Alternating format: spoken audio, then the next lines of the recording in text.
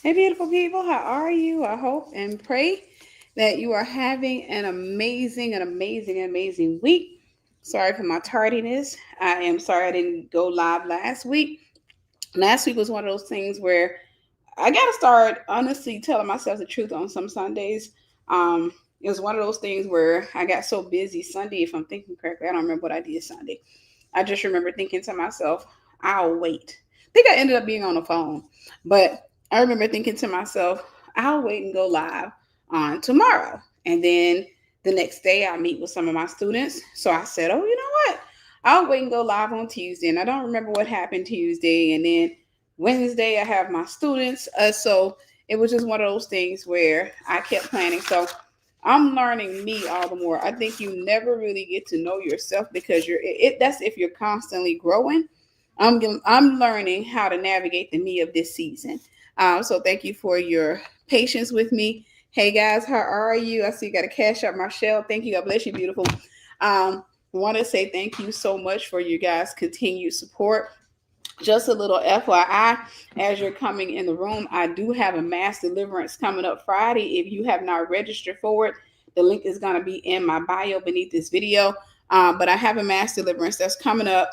You have to register for the mass deliverance. And so I'll talk a little bit more about that as people begin to come into the room. But it's going to be Friday, 9 p.m. Eastern Standard Time. It's going to be virtual. We're going to have it on freeconferencecall.com, and I think I may have some of it on Zoom.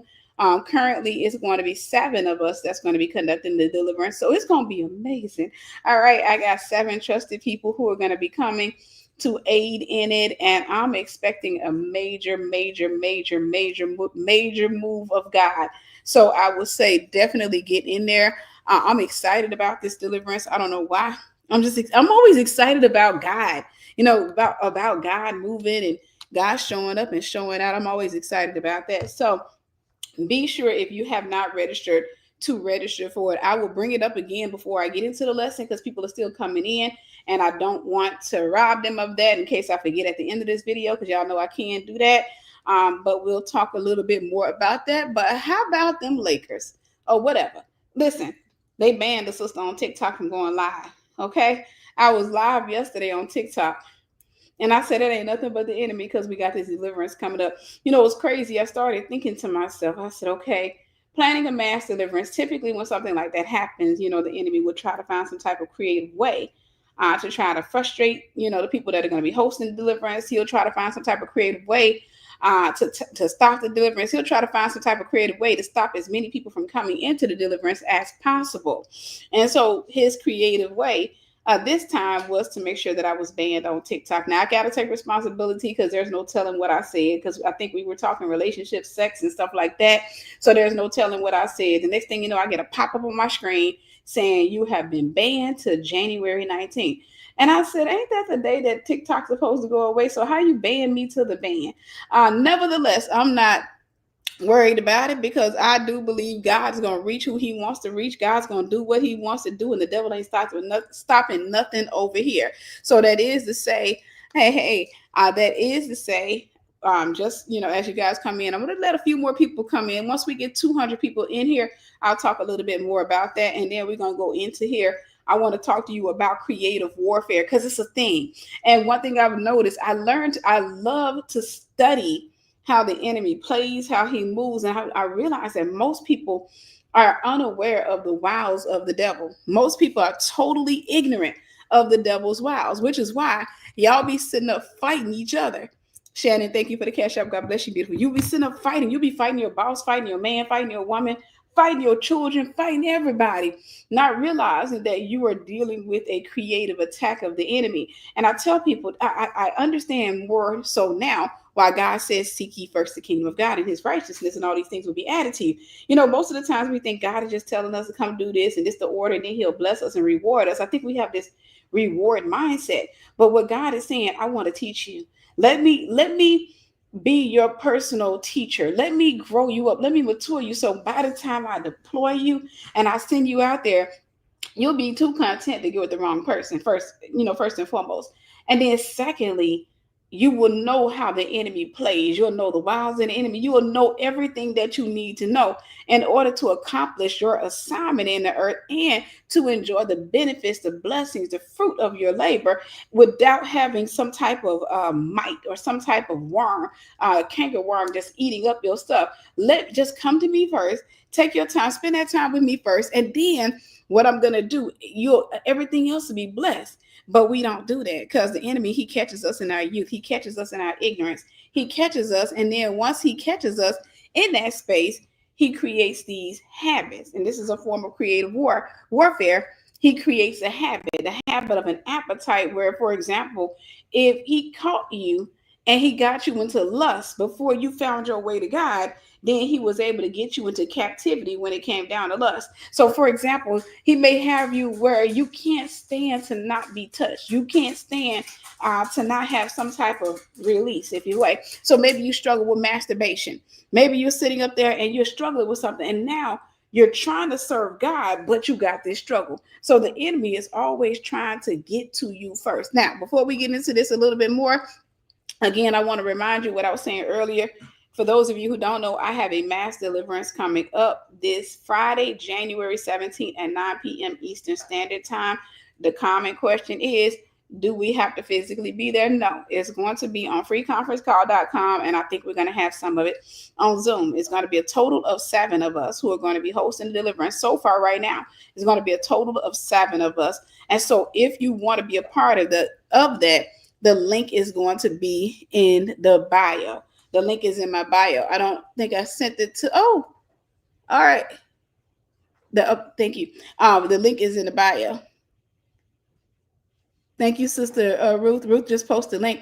I have another link for you, Ruth. I'm going to post this other link. The one that they can go ahead and let me see if it does. Oh, I do still have it. I'm sorry. Okay, use this one here, Ruth. Thank you. I appreciate you, beautiful.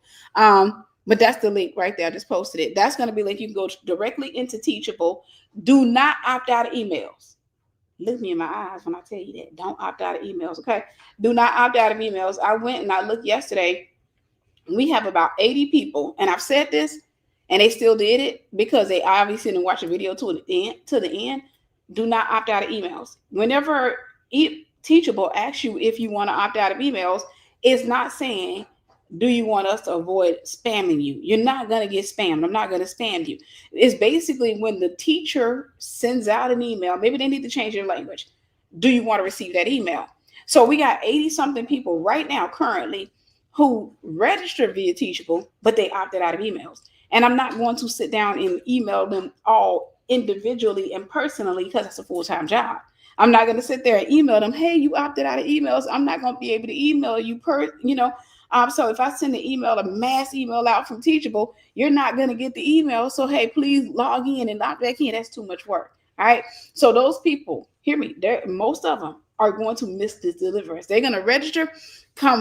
What ends up happening is come this Friday, the day of the deliverance. Yes, ma'am. But come this Friday, the day of deliverance, what they'll likely do, give me a second.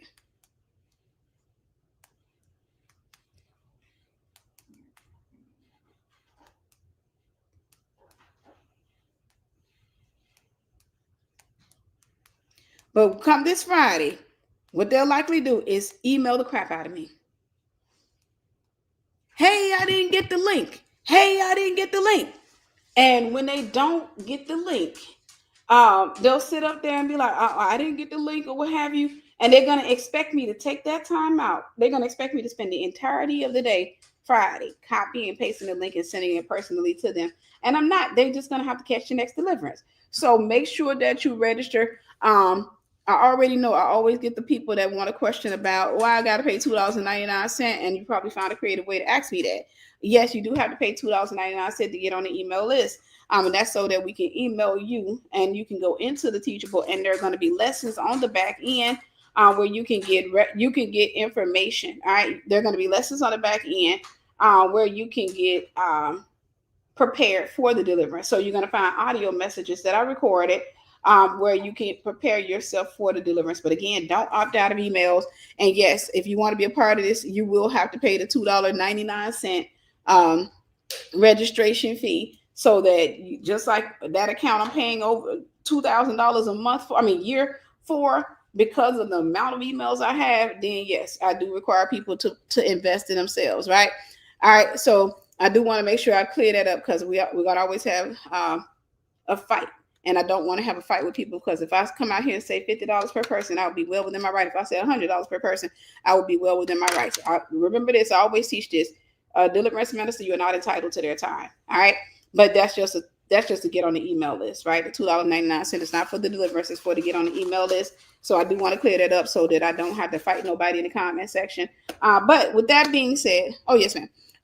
With that being said, I want to go ahead and get into this lesson. I want you to understand creative warfare. I want you to understand that the devil is strategic, right? The devil is strategic. He's strategic in how he attacks you. And to be honest with you, and I'm not trying to act like I'm some super smart person and I know all things and stuff like that. No, because the devil creatively attacks me sometimes, and sometimes he gets a good lick in. All right, but at the same time, some of his methodologies I am aware of, right? Some of the things that he does, like, they're predictable to me because he's been doing it. There's nothing new underneath the sun. And so sometimes I see people, I can see you falling into his traps. And I'm sitting up there saying, why was that not clear to you? Why was that not plain to you?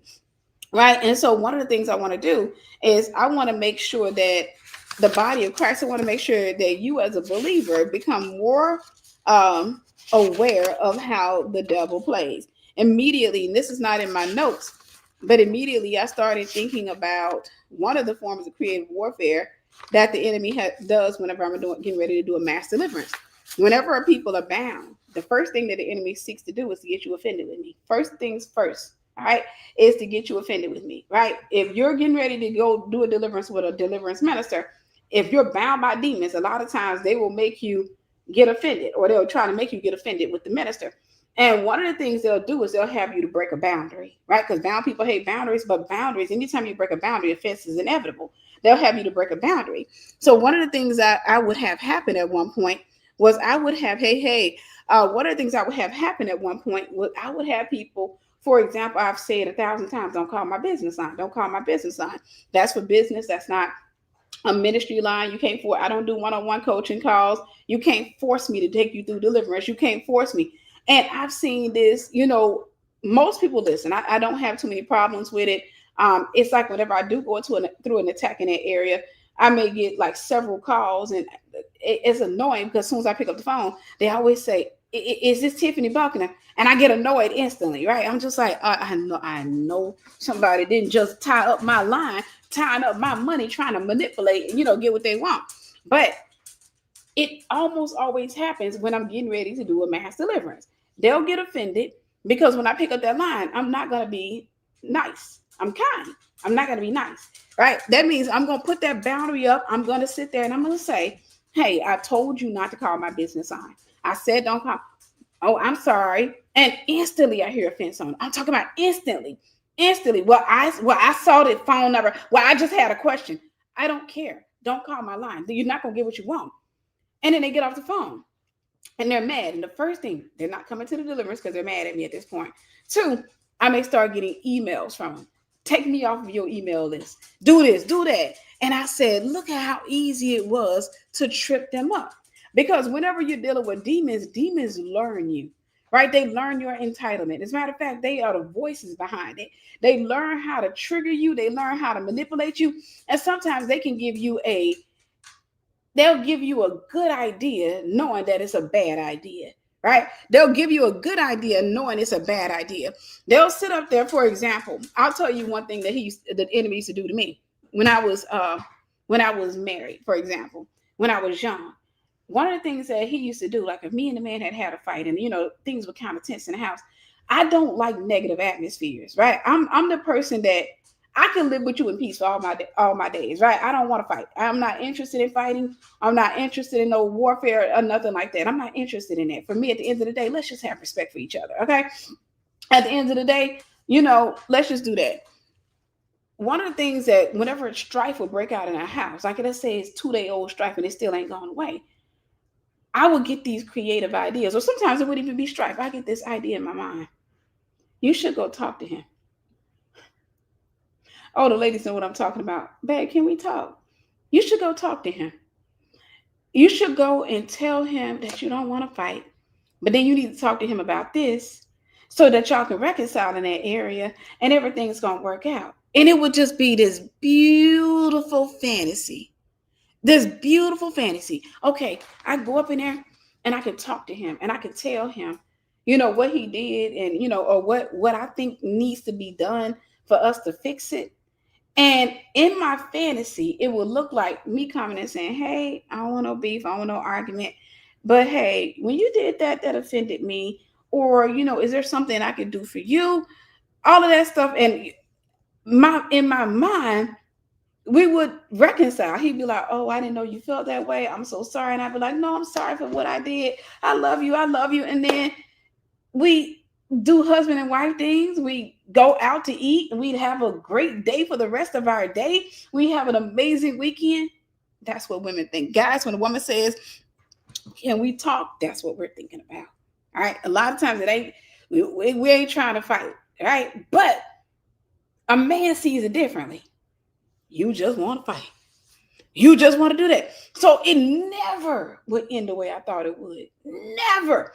But you would say, well, Tiffany, if it never ended the way you thought it would, why would you continue to do it? Because the devil will give you a better idea than he gave you yesterday. See, yesterday you'll realize what you said that triggered him. But this time, there's no way you can get mad because I'm coming with all of these ideas. I'm coming with all this love. I'm coming with like, listen, I'm gonna make sure I'm in my femininity real strong. No, baby, it's not that. It's that. And you know what? It will always end the same way. Big heated fight. All you hear is the sound of keys rattling. Right? When he done grabbed his keys, he heading out the door. I'm in the house crying because I'm frustrated because it didn't look the way that I planned it out in my head.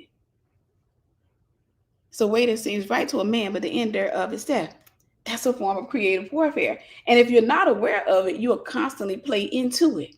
You'll constantly play into it. You'll have a good idea, but a bad method. So I want to make you familiar with creative warfare because some of you right now are in an attack of creative warfare, right? The enemy knows how to play with you. For example, you go outside and your neighbor happens to go outside. Now your neighbor ain't thinking about you.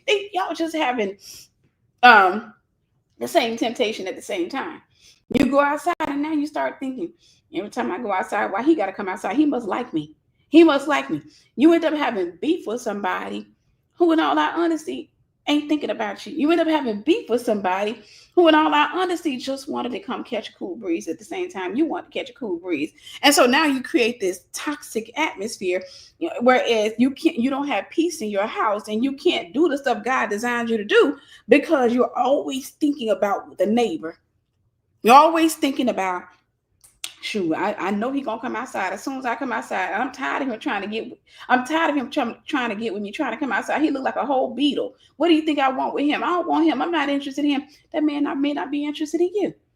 He just decided. He was sitting in his house one day. He was eating real good. He had a moment. He heard the breeze blowing outside. He said, man, I really want to go outside. And for him, every time he goes outside, you coming outside.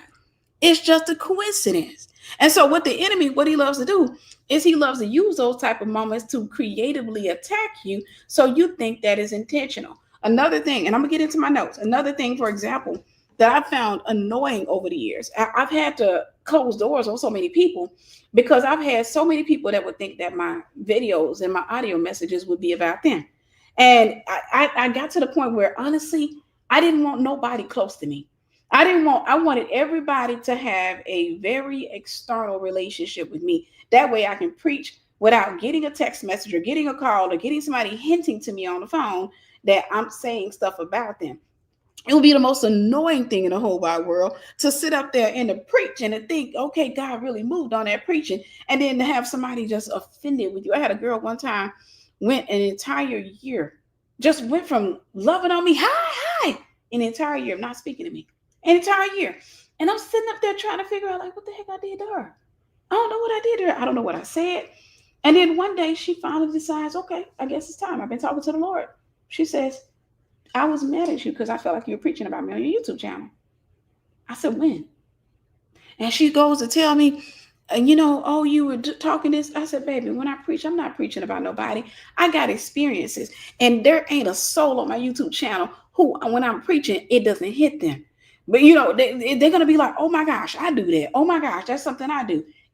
Everybody's going to get their lick. But because they're not personally attached to me, they know I'm not talking about them.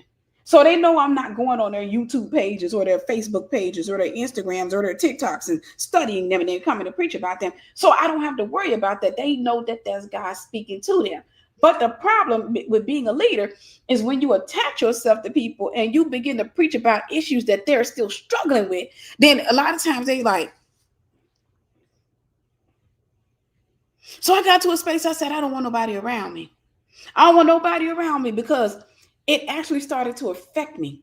It started to affect my books. It started to affect my ministry. It started to affect me because I got tired of having those conversations. It even made me start thinking, do I be preaching about people? Like, is that something subconsciously that I do that I don't realize that I'm doing? But I realized, no, that's just the enemy. That's the creativity of the enemy. It's to place people around you who are unhealed, who are immature, people around you who feel like, hey, listen, as soon as I tell you I'm struggling with this, you can't preach about that no more. As soon as I tell you that, girl, my boyfriend came over and girl, yes, ain't gonna lie, we did something. Now you think I can't preach about fornication. Now you think that I got to sit here from this point on and now I can preach about everything but fornication. But what's creative and what's crazy is that I would have that to happen in many cases on the same day I was about to preach a message. And when I say it would trip me up. I could be sitting up there thinking I'm preaching and I can have my notes out. I can have written up. Took 2 hours to write some notes, right? And I'm gonna teach on fornication today. And then I'll get a call from somebody saying, pray for me. I'm still struggling with fornication. I'm just like, yeah, okay. And then when I go preach about fornication, you could have talked to me personally. I would rather you have talked to me personally. I just feel like I don't like it when people are this way. And I'm just sitting up on the phone like, you raggedy. I was not preaching about you. When you called me, I was already writing my notes out. I already wrote them out. I wasn't going to ball them up. It got so bad. Y'all, I'm going to get into the message. Don't worry. It got so bad. I kid you not. It got so bad. No, it's just $2.99 to go into that. We have courses that those are different courses. That's the Deliverance is just the get up on the email list is just $2.99. But it got so bad, y'all, that when people would do that, I would literally stop and I'd be like, oh, I'm preaching on that today. Just so they wouldn't think I was preaching about them. I'd be like, oh, by the way, I know you over here talking about you were in fornication. I'm going to be preaching about that today. And they'd be like, oh, for real? Yeah, that was my attempt to say, hey, if you hear me preaching on that, I ain't coming at you. I already got my notes out.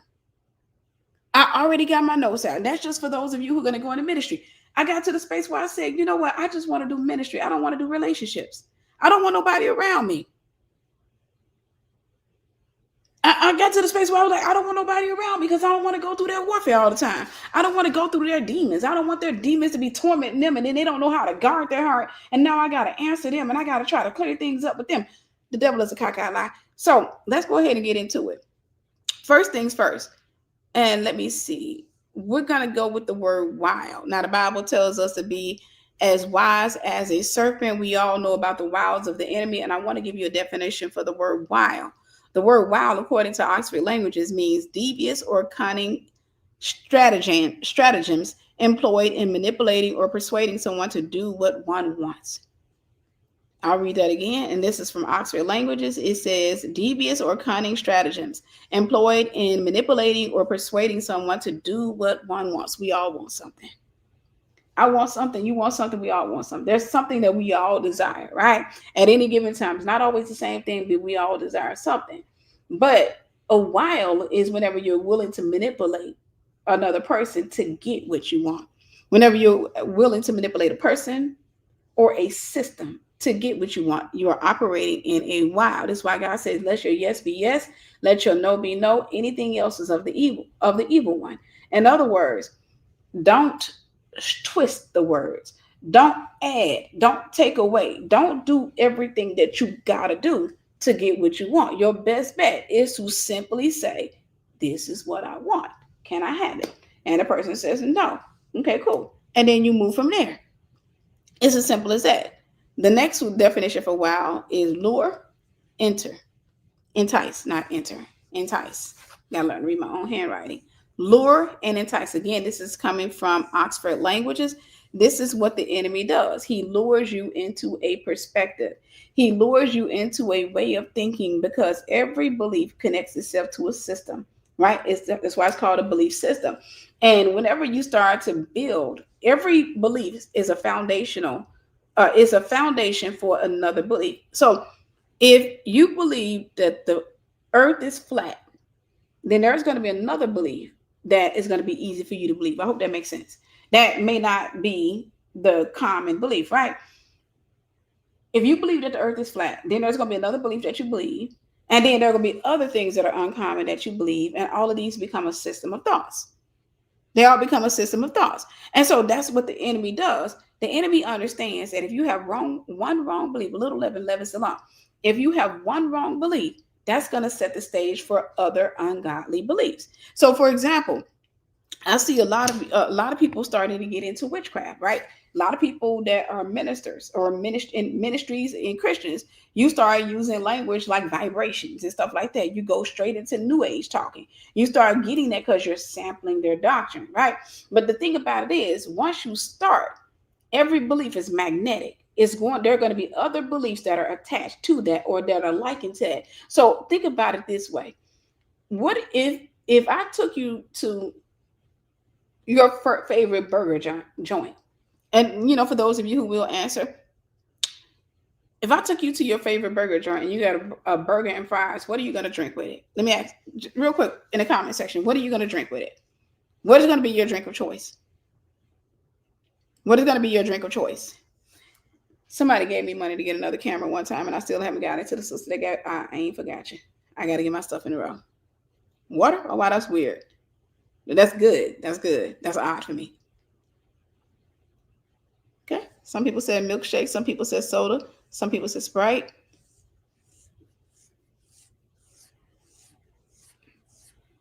Coke, lemonade. Okay. For me personally, whatever it is that you constantly drink with your hamburger is what you're going to associate with that meal. Personally, if I get a hamburger and fries, I want a Coke. Or I may have a Sprite. I need something acidic to wash it down. That's a part of the system. If you bought me a hamburger and french fries and a cup of water, that would be totally weird to me. And I'm probably not going to enjoy the meal. Yeah, it's going to be weird to me because I associate the soda with the hamburger and fries. That's how I grew up. I grew up having something acidic to wash that down with. And so I associate. Now, some people associate that with milkshakes. Some people associate that with, different types of drinks. But for me personally, I'm probably going to say, let me get this and a Coke, right? Let me get this and a Coke. If I go get a steak, I'm probably going to ask for sweet tea. There are things I associate. So I'm saying that to say that every belief is very similar. Every belief has something that pairs with that belief. There's something that pairs with that belief. So if you sit back and you believe that all men are cheaters, if that's your belief, there are going to be other things that pair themselves. And so your brain ends up having, or your world ends up having an algorithm of sorts. Whereas every time you log on to the internet, you're going to be hyper fixated and hyper focused on videos of men cheating, men dogging women. And so every time you look up, you can be scrolling TikTok, then you're going to see a woman, you'll be scrolling. And someone be like, my husband is the most beautiful man in the whole wide world. You're going to scroll. And you come across this video and they say, me and my baby in Disneyland, scroll. Then here comes this woman. My husband is the scum of the earth. You fixed in there. You know why? Because it aligns with your belief. It aligns. And so what you're going to do is you're going to study it. What happens in the natural shows you what's going on in the spirit. You're gonna watch that video and you'll get fired up. Don't make no sense. These men out here, they just from there, you may feel inspired to do a video of your own. And when you keep doing that, what you're doing is teaching TikTok and social media what type of videos that you want. So from that point on, every time that you're going to see nothing but videos coming up on your timeline about women getting dogged by men and how bad these men are these days and how raggedy these men are these days or what have you. It's the same thing in this event, this beautiful event we call life. As a man thinks in his heart, so is he. If you think that all men are cheaters, then guess what? There are going to be things that are attracted to you because of that belief. This is life's algorithm. So if you believe that every time you date somebody, it's going to be a cheater. Every time you date somebody, it's going to be a cheater. It'll go above and beyond your mind that it is possible for a man to be in a relationship and be totally content with his wife and not cheat. It'll go way beyond your mind. So I could turn around and come and I could be like, let's say if I was married, me and my husband married for 7 years. And I say, me and my baby's been married for 7 years. And, he's never cheated on me. He's such an amazing man. The thing I may hear coming from your direction. Because in your world, that's not possible. It's an impossibility in your world. But that may be my reality. In your world, she just don't know.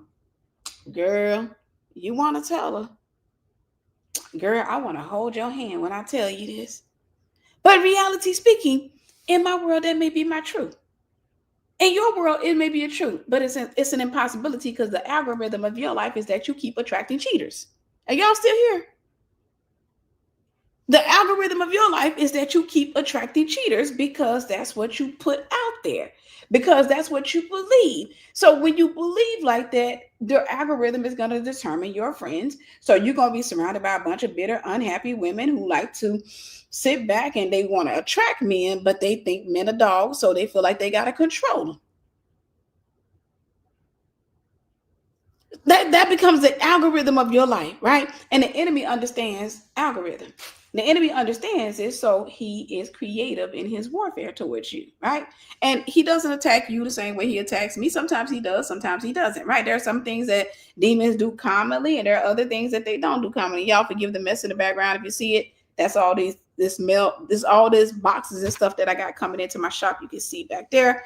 I got a lot coming in. I just opened up a place called a vault. I'm in the process of opening up the vault. So I still got stuff coming in. Thank you for those of you who have sewn into the vault. I don't think I got a chance to say that. The registry link is in the bio for those of you who are interested. But so far, we got a lot of things that are coming in for the vault. I can't wait to open this space. But back on the road with the revelation. The enemy loves to utilize wiles against you, right? Over on the couch sleep. I'm glad. I love it when he takes a nap. All right. The Greek word for wild is methodeia. And according to Strong's Concordance, it means schemes, craftiness, and deceit. That's why the Bible says, be wise as a serpent. The Greek word for wild is methodeia. And according to Strong's Concordance, it means schemes, craftiness, deceit. Methodeia is where we get the word method. And according to Oxford Languages, it means a particular form or procedure for accomplishing or approaching something, especially a systematic or established one. I think about immediately, I've learned over this event we call life. I've learned over the years that everybody wants something, right? And somebody approaches you and they say, hey, let's exchange numbers. I want to get to know you. Everybody wants something. Now, it doesn't mean that they're trying to use you. It doesn't mean that it's always malicious, but everybody wants something. Everybody believes something, right? And so we all have our different methods about doing things. A healed person, they ask directly. They say, hey, I want to get to know you. A healed person, they're more likely going to be a little bit more direct. An unhealed person will probably use something like attacking you. For example, if you're working on a job, you've heard me talk about this before. You're working on a job and you got this girl over there, like we're going to call her Burly Shirley. And Burly Shirley, is really insecure about you. And all of a sudden, she just keeps on giving you a hard time. She got a little bit of rank, but she ain't really got no rank, right? She got the trust of the manager. And so she just keeps giving you hell. She keeps giving you a hard time. But in the back of her mind, She really wants to get to know you, but she'll attack you. I got a chance. I remember studying that, watching people do that when I worked in an office filled with women. I just sat there and I just watched how women would come in, and one woman would just give hell to another woman constantly. But then I noticed that within a month or two, they would be walking together like best friends. And I won't even say I just noticed that at work. I noticed that when I was in high school, that some people would do that. I learned that that was a method. That was a methodology. And I'm going to call it what it is. It's a methodology of Jezebel. And so what they would do is take your peace away and then turn around and offer it to you back. And that woman, Burley Shirley, may come and attack you at work, constantly keep on telling on you, confronting you, shaming you, just constantly keep on doing it. And then one day, you done went to the manager about her. You done had hard conversations with her, arguments, the whole nine. One day, she just walk up to you and she hands you a bag. And you look at it and you're like, what's this? And she says, well, they accidentally gave me more food than I ordered at McDonald's. So I was praying about who I can give it to, and the Lord laid you on my heart. And you're like, oh, wow, thank you. She said, you're welcome. So then you kind of soften up and you're eating your hamburger and you're looking at her like, and she come over there. She's like, look, I want to apologize. I know that I could be a little bit hard on you, but it's because, sometimes I believe in you. And I believe that you're really good at what you do. And I think that you're a great asset to this company. And the next thing you know, you over there like, and she's like, but I sometimes I don't feel like you put your all in, but I think I'm starting to understand you all the more. And you're like, oh, I appreciate you. Now she offers you that olive branch in the form of a cheeseburger. And now y'all sitting together. And every time you see her, she's sitting with you. Then she start offering her services to you. She says, well, girl, I don't play about my friends. So I saw how Cornisha was looking at you. And so I went up to her and I told her, don't mess with that one. And now you feel all flattered, like, oh, I can't believe she's doing that for me. She's so nice. That's a methodology. So what she did was she didn't know how to use her words to come up to you and say, hey, listen, I'd like to get to know you as a person. And so because she wanted to not only form a relationship, but she wanted to form a hierarchical relationship where she was at the head, she attacked you. She took your piece and then she came back and offered it to you back in the form of a cheeseburger, and even offered you her services as a security guard. But you got to understand that's in exchange for something. So you don't realize in that that's an exchange for you telling her your business, you being in compliance to her. That's an exchange for you being close to her, right? That's an exchange for a soul tie. And so she may be cool for a season. She may be like, you may be like, I really love this girl. I sure hate, we used to battle out all the time. But she just strong-willed like me. No, she ain't. She got a spirit in her. That's called a method. Over the course of time, whenever you start to grow, if you start to get ready to get some type of rank or promotion, you're going to notice that she's going to attack you. Right? She's going to attack you. Do me a favor. Be sure to like and share.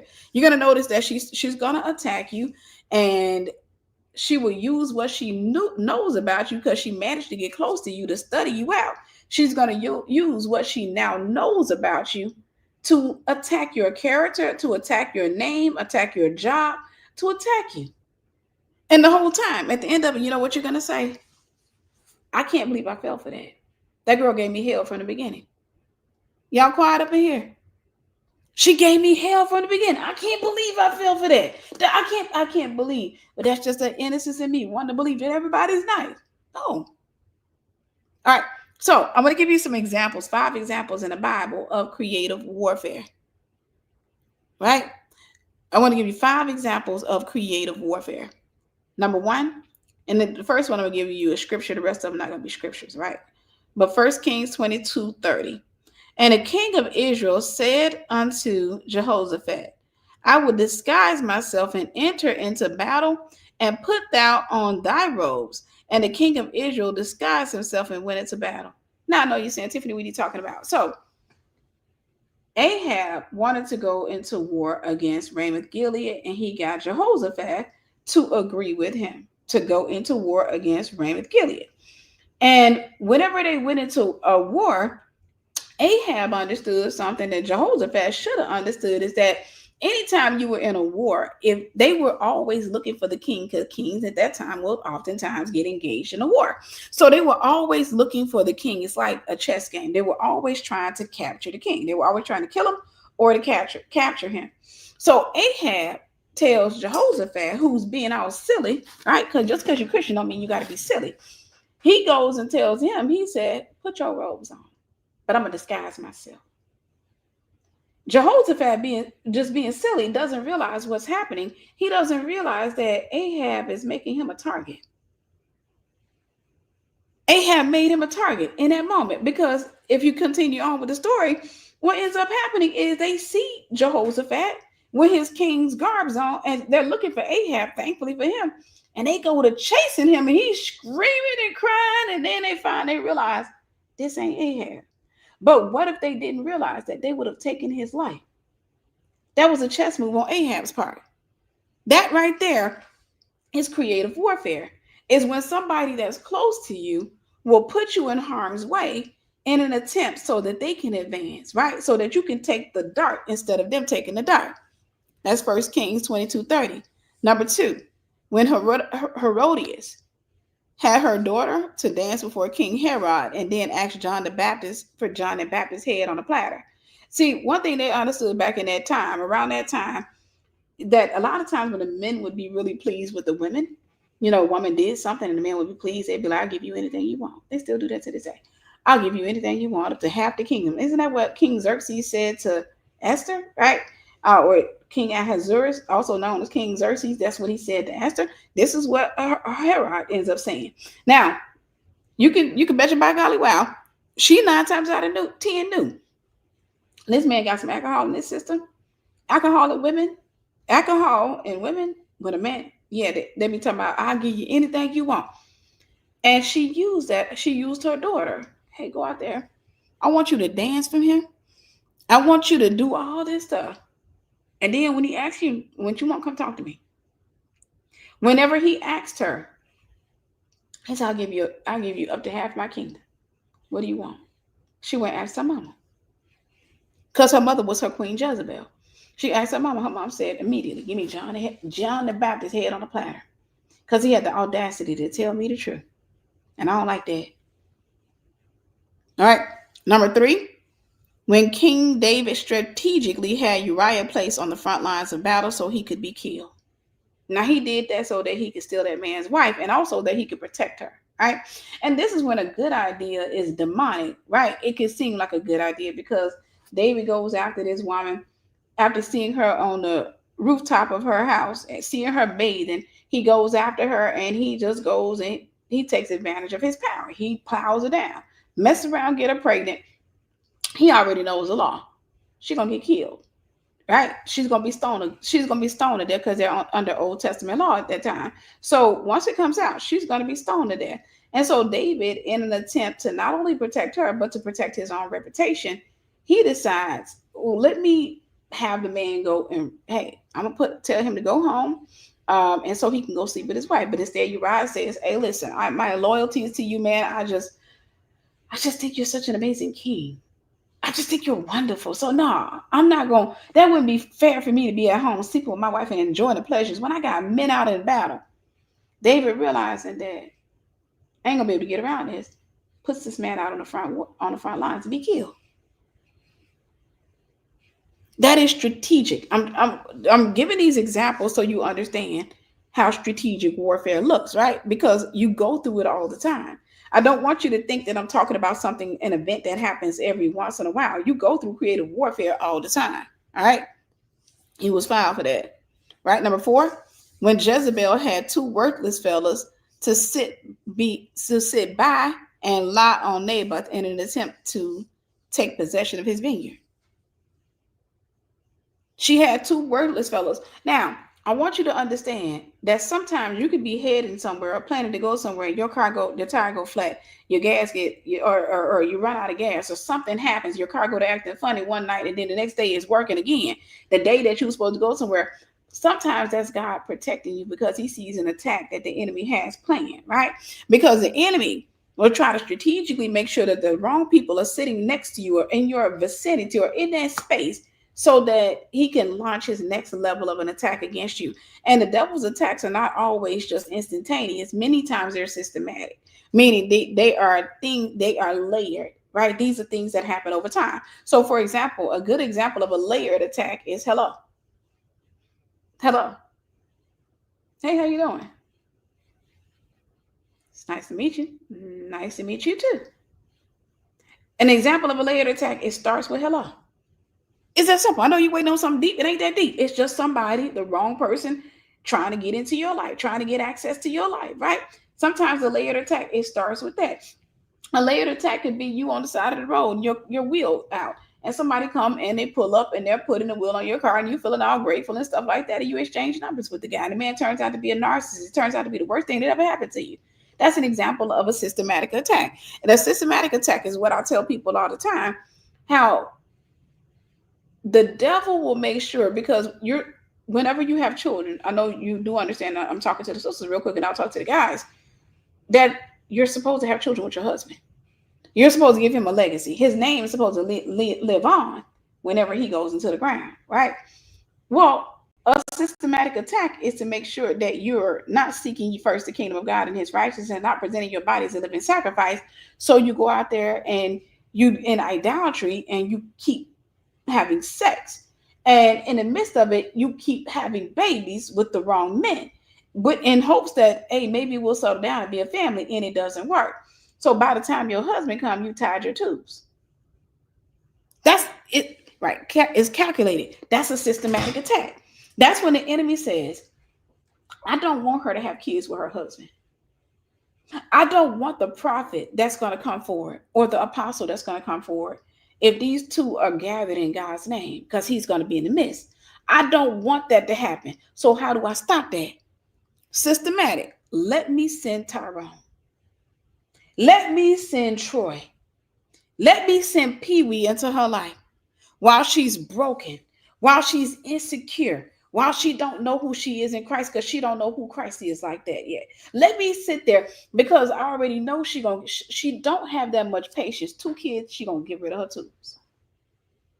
2 kids later, she don't want them tubes no more. So then you, after 2 kids or 3 kids, you like, man, I'm not doing this. It's been a lot, because you think for the rest of your life it's gonna be like that. So you go to the doctor, you say, hey, listen, when I push out this kid, take the tubes with it, take all of it. Then you meet your husband. And you can't give him a legacy because you were too busy giving birth. And your kids are beautiful, don't get me wrong. But I'm just trying to show you how the enemy will strategically attack you to make sure you can't give a lineage to your husband. Or for the guys, he'll make sure that you give all of your kids to the wrong women. You'll scatter them out. That's how he attack your finances. And that's how he also keeps a monitoring spirit in your life in the form of a baby mama who never forgave you. In the form of a baby mama. Now, I'm not saying all baby mamas are monitoring spirits. Y'all didn't hear me say that, so don't nobody twist my words. I'm saying the ones that don't forgive. If you don't forgive, you will become a monitoring spirit. Because you're going to be constantly trying to figure out what he doing, how much money he making, who he making money, who he having babies with. You're going to keep on doing that. Lakeisha, thank you. God bless you, beautiful. You're going to keep on doing that. Because in your world, shoot, I got a right. I got his kids. So then you want to know who he got kids with, how many kids, how much money he making. You can't even focus on your assignment because you're too busy focusing on him. That's strategy. And then by the time you get married, you don't want no more kids because you're scared it ain't gonna work. You scared because the last 3 it didn't work and they got you under child support. So now you can't have a legacy with a woman who will intentionally raise your children. See, you got to understand, some of the women that's gonna raise your children, the kids were nothing but sacrifices to keep you. But when you left, the sacrifice didn't mean nothing, much of anything. So then they start raising your kids instinctively, not intentionally, meaning I'm gonna feed you, I'm gonna clothe you, and I'm gonna send you to school because that's a law, but I'm not gonna spend that much time. And they will sacrifice their kid to the next man. They will sit up there and expose that child to the next man and you can babysit my baby to prove something to him. It's strategy. Satan thinks in generations. I've always talked about that. All right. We talked about when Jezebel had two worthless fellows to sit by and lie on Naboth in an attempt to take his vineyard. That's strategy. That's creative warfare. Last one for this list. When Laban gave his daughter Leah to Jacob instead of his daughter Rachel.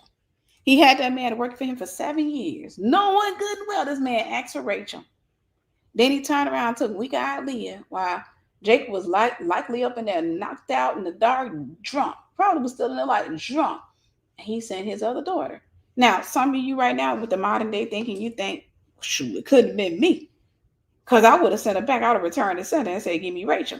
Well, back at that time, lying wasn't as popular or common as it is now. People lie, don't get me wrong. But lie, your a good name was better than rubies. A good name still is. But your name was your credit system. If you were a liar and known to be a liar, people didn't want to trade with you, and that can bring a curse upon your household.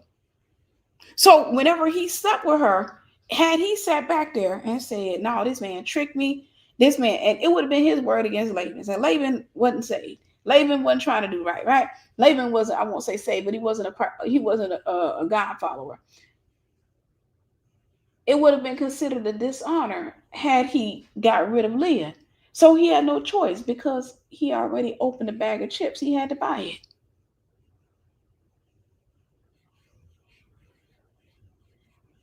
I have a PayPal and anointed fire, I think. He had to buy it. And so he sat back and he was like, okay, now if you want Rachel, you got to work for me another 7 years.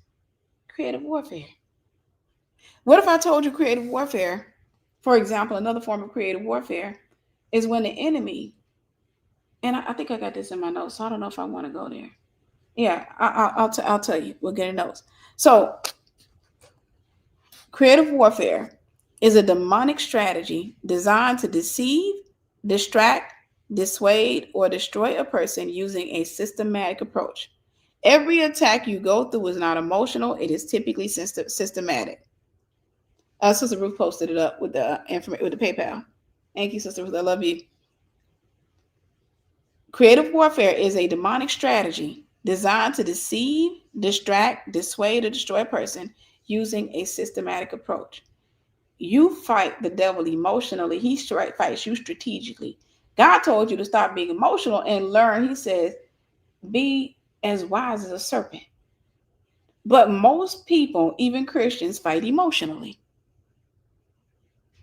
You fight emotionally because in it, you keep being led by how you feel. I'm mad, so I'm going to post up something stupid on Facebook or something stupid on Instagram or something stupid on TikTok.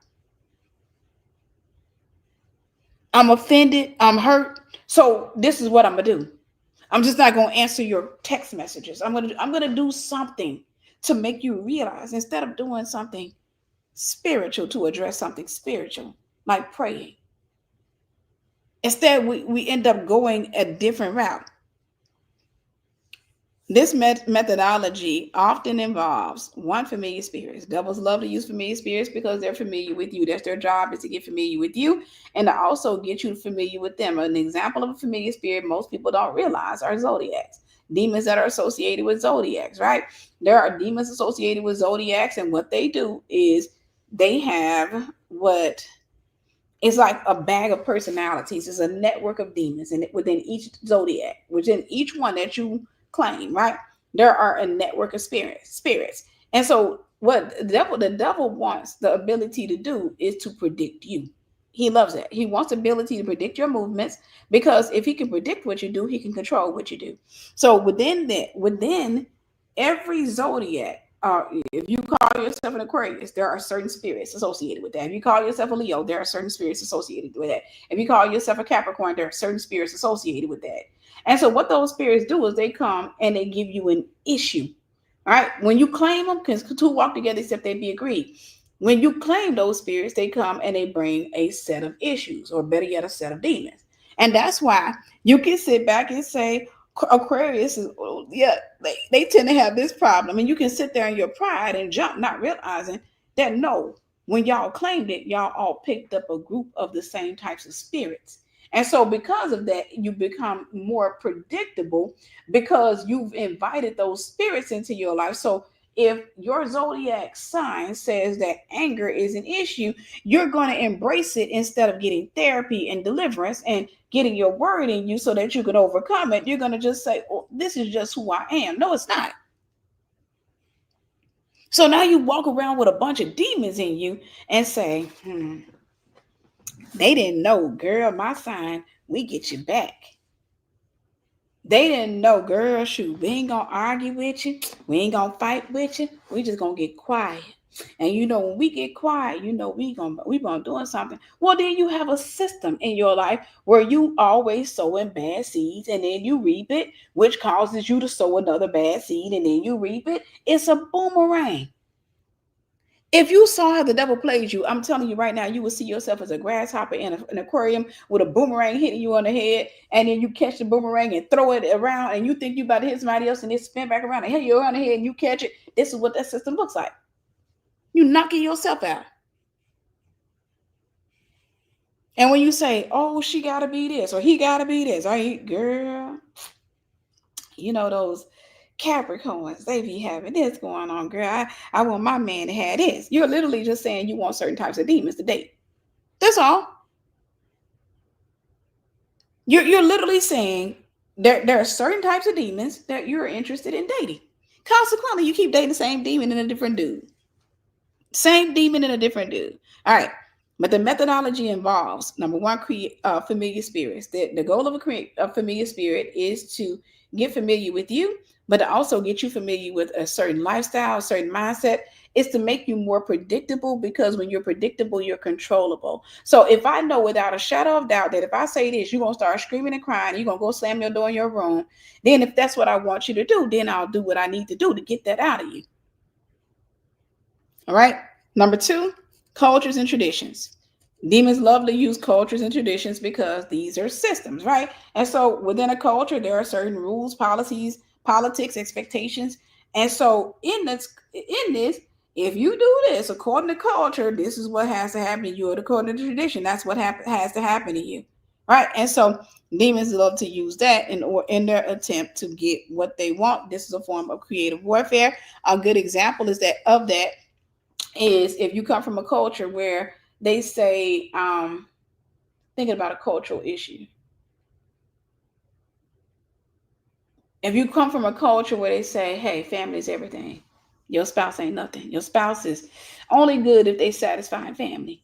Creative warfare, right? So then you can't cleave to your spouse because you're cleaving to your family, which creates a demonic system where Jezebel ends up being the authority figure over that family. Right? It sets Jezebel as a principality over that family. That's creative methodology. The devil loves to use cultures. He loves to use traditions, and not just because I know the first thing that you're thinking, yeah, African culture or Indian culture. No, American culture too.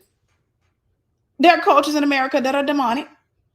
There are systems in America that are demonic. All right, number three, unquenched, and these are methodologies that the enemy uses for creative warfare. Unquenched and unrestrained desires. Right, Asian culture too. Unquenched and unrestrained desires. You say, oh, Sister Tiffany, what are you talking about? I used to do one-on-one coaching and deliverance. And one thing I came to learn over the years is that the problem with 98% of Christians is that there's something that you want, and you want to use that thing to fill a void in your life. And the devil, what he did was he gave you that desire, or he demonized that desire. Meaning you could have had that desire, but the devil turned around and turned the desire into an idol. And so what you're building, the things that you're doing right now, has everything to do with this picture that you got in your mind that you want. And the devil likes to take that picture and he likes to animate it. And what he does is he takes it and he holds it and he backs up in the wrong direction. And you keep following after that thing, not realizing. And then you'll go to church. This is what you're looking like. Y'all ready? Okay.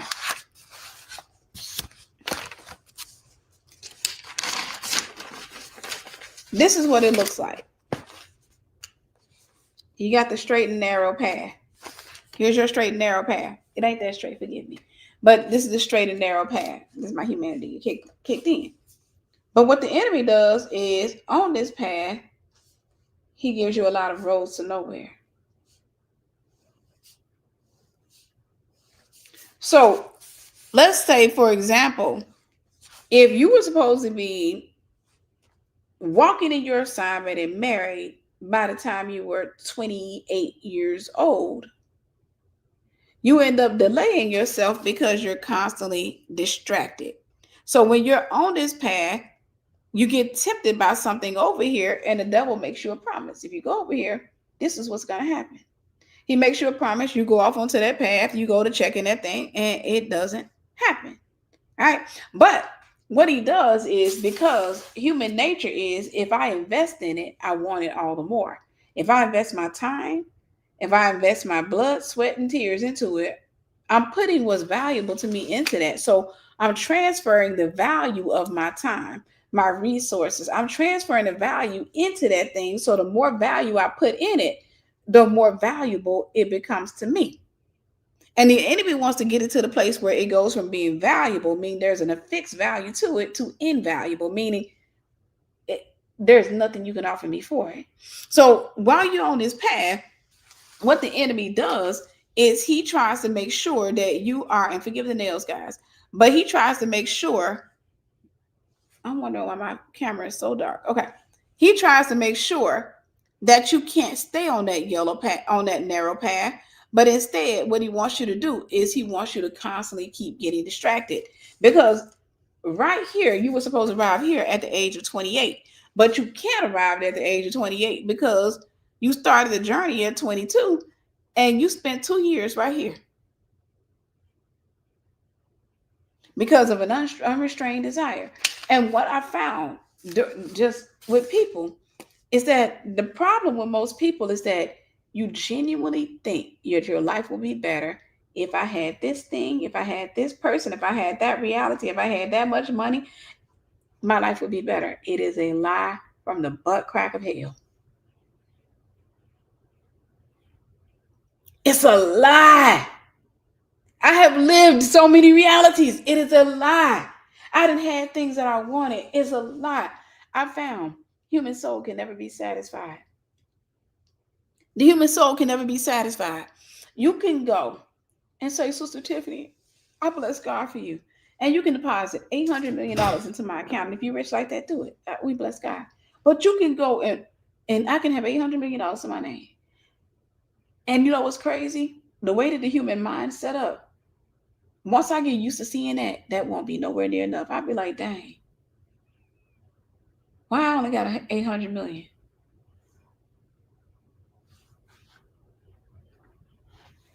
I may start noticing stuff that costs $1 billion. I would love to be able to invest into a venture like that. I can't wait till I'm in the billions. Then turn around and get into billions. The flesh will never, ever say it is enough. Never. And the enemy knows that. But you don't know that. Because you still think that if I get married, I'll be happy. If I had 3 children, I'd be happy. If I had a better job, I'd be happy. If I started this business and it was giving me all the money I want, I'd be happy. No. You would, if you got married, how you feel right now is how you feel while you're married. Add some disappointment on it to it if you thought that was going to make you happy. Most of the fights in marriages come from the expectation that was formed outside of the marriage. Most of the fights in marriage was formed because of the expectations that were formed outside of marriage. I imagine him being this big heroic guy that's going to carry me and love on me, and he's going to be the best thing that ever happens to me, and he's going to be really protective and all that, and he end up loving on you, but not the way you expected. So now you fighting. Now you arguing. Now you in the room feeling like a victim because what you fantasize about, what you got ain't one and the same. You know, people can love you outside of your understanding. You get to be my age, and where my 40 plus crew up in here, Gen X will tell you, you get to be my age, you learn to take expectation out of stuff. You really do. The only thing you learn to expect from people is that they respect you and they respect God. You got to love God. That's it. You learn. I don't expect you to be the best person. I expect you to be kingdom. That's it. If you say you're Christian, I expect you to act like that. But at the same time, if you don't act like that, my expectation is going to shift to what I see you doing. My expectation is going to shift to what I see you repeatedly doing. And so from there, I don't expect much of you. If you sit back and you keep smoking crack, I expect you to smoke crack. I don't care if you come up there and you say, I'm giving it up this time, Tiffany. I just love you. I love the Lord. And I see you pick that thing up again. When you come back to me, you tell me I'm done. I don't disbelieve you, nor do I believe you. I'm clear. It is what it is. You're gonna do what you do. I just had a conversation, ironically enough, with one of my mentees before I got live. Right, we were talking about that. I only expect you to do what I repeatedly see you do. I don't expect anything other. And I was telling her about the difference between grace and forgiveness. Right, forgiveness, and I was telling her you can do somebody wrong, and if you do somebody wrong, you can't come back and say, hey, trust me again. Right, if they decide to forgive you, you can't then come back and say trust. That has to be built. I said you got to give them a blank slate. I said that's grace. A blank slate is I don't expect you to dog me out, but I don't not expect you to dog me out either. So right now I'm just seeing what you're gonna do, but I can't say that I won't say for a fact what you're gonna do. I'm gonna see over the course of time what you do. Right? But unrestrained and unquenched desires are always the catalyst behind creative warfare. The devil always uses what you want to get you. Right? If you happen to be a dude and the devil knows that you like your girlfriend, you like your women light skinned, and you like them to have quote unquote good hair. In other words, you like your girls to have three, was that 3C hair or something like that? Then that's what do you think the devil's going to use to get you? He will catch a demonized woman. That fits that description. If you happen to be a guy that you like, I just love myself a dark skinned woman, Sister Tiffany. Well, what do you think the devil's going to throw at you? He familiarizes himself with your desires so that he can control you. All right. Number 4, mental torment in the form of fear, anxiousness, anguish, and lust. These are methodologies that the enemy uses. Mental torment, mental torment, mental torment, mental torment in the form of fear. You're afraid of something.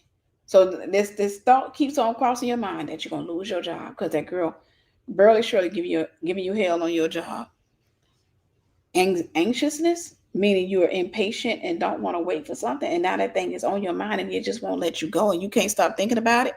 Anguish, meaning something is tormenting you in the worst way. You can't stop thinking about it. It's causing this frustration, this anxiety, this upset of sorts. And then lust. Lust. That's an ungodly desire for a thing, whether that be a relationship, sex, an ungodly desire for a thing. These are methodologies that the enemy uses. Now, the enemy loves to busy up your mind so that you can't focus on now. This is why the Bible says, take no thought for tomorrow, for sufficient for today is the trouble thereof. The devil loves to busy up your mind so that when your mind is busy, you can't focus on the assignment in front of you. This is one thing I learned connecting myself with people. This is another thing, another form of creative warfare when it came down to me. I didn't want to connect myself with people too close, because if you did something dumb, it could take me off my workspace for like a week or something like that, a day, or depending on how close you were to me, it can knock me off my block. And so now I can't focus on the stuff that I need to focus on because I'm frustrated. Right. And so because of that, that was how the enemy led me or pushed me into isolation, was because I really didn't want to stop working. I didn't want to stop doing what God told me to do, to deal with you doing something crazy. All right. Let's talk about 3 things that creative warfare oftentimes are or is. Creative warfare is oftentimes one, communal, meaning it's something that it can happen in a community or a region. So you may see, for example, I'll give you a great example, the hood. There's creative warfare all across bad neighborhoods, but I'm going to talk about the hood. A form of creative warfare is no snitch. You do know where no snitch comes from. I told you guys that before. That comes from that what happens in this house stays in this house mentality. You do know that's where they come from, right? When uncle was constantly molesting the nieces and stuff like that, all that perversion that went along in the family, and they started with that, what happens in this house stays in this house. It started, it strengthened in the Black community, because in the Black community that happens to be a part of the culture. It's so every time you bite into the no snitch rule, what you're really doing is you're giving into that. Now, I know some people will say, well, no, Tiffany, it's so white cops wouldn't kill Black people. Well, what do you think they let uncle molest you for? Why do you think uncle got a chance to molest a lot of people in the family? Do you want to know why they didn't call the cops? Because in the South, a Black man could be lynched. And so whenever you got old, traumatized, nasty, perverted uncle that's over there messing with the children, the people in the Black community said, hey, we can't call the cops. Because if we call and tell, then they're going to come arrest him and they're going to lynch him. So that because we don't want to kill him, we're going to keep it in the house. And it jacked up our grandparents. It jacked them up. It jacked up our parents, which is why a lot of them got into drugs and alcohol. It jacked them up because they had to sit there and hold on to so much stuff. They overcame him by the blood of the Lamb and the word of their testimony. You don't know how powerful it is to testify, to get that stuff out of your system. And you're holding on to stuff that's traumatizing you. But that's a form of creative warfare. It's communal. Communal creative warfare is something that's common in the region. We don't do that. We won't say that. We won't say that. Not just generational curse is a communal curse. It's a community. You'll find that in a lot of parts of Africa, just all around the world. But let's say in a tribe setting, you'll find curses that are common within that tribe. Like, for example, in some tribes, they mutilate the young girls, right? They cut off their clits, right? So that they can't have pleasure in sex, because they come to believe that if a woman is able to have pleasure, she'll cheat. They think that that's just something that women do, that a woman, if she is allowed to have pleasure, she'll cheat. And so they figured only the man is designed for pleasure. He should design pleasure. They feel like that's a form of control. Now, where did they get that belief from? 9 times out of 10, we're talking strategic creative warfare. 9 times out of 10, what happened was, in that area, one of the spirits that could be out there is the spirit of adultery. It could be common in that region, right? It could be common. And because it's common, then what they're doing is trying to use a spirit to pacify a spirit. They're trying to use a spirit to stop a spirit. That doesn't happen. You think cutting off a young girl's stuff is going to stop her? You think it's a pleasure thing for women? No. And it's a lot. What percentage of women have never had an orgasm? It's not going to stop them. For the most part, in many cases, it's only going to make them go out there and do it all the more. So then now you're going to have other demons coming and telling those men, hey, listen, you didn't cut off their thing, and they still out here cheating. Why? Because she don't feel loved at home. Because maybe she got molested by her father. And so she associates that with love. It has nothing to do with an orgasm or pleasure. It has everything to do with, that's the moment where she feels wanted. So then what they do is then it comes another form of creativity. What we got to do is when we catch them in this, to make a lesson out of them, we're going to use the spirit of fear.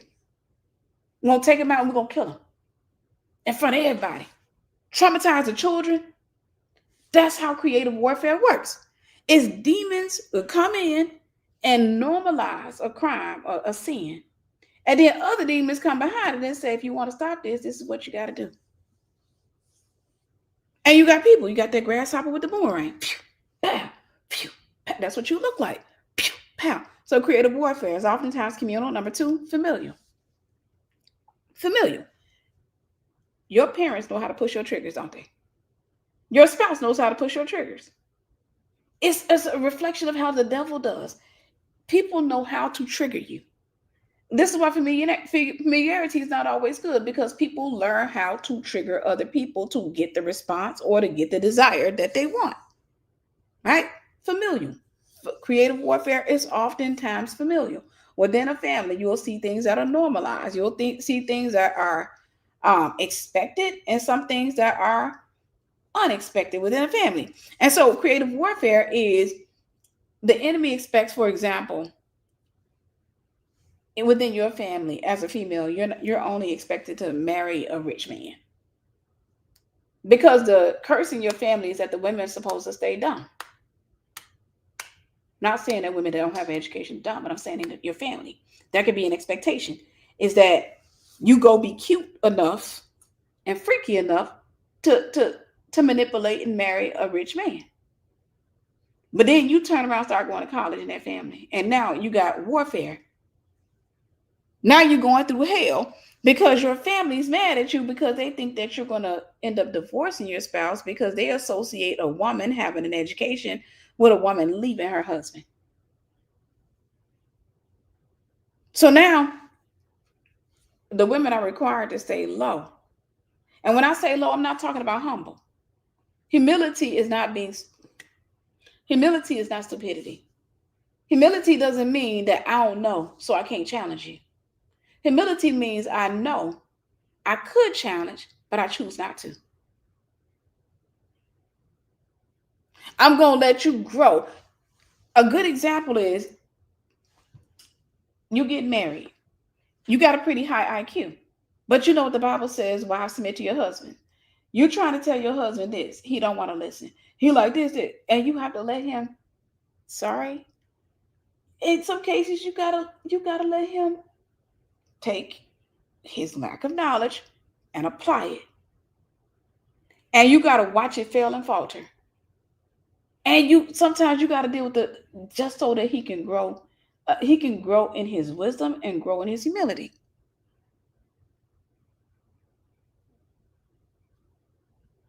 Love you too. That means even though I know better, if I ever want him to be able to lead me and I don't want to be the head of this household, because being the head as a female ain't no fun.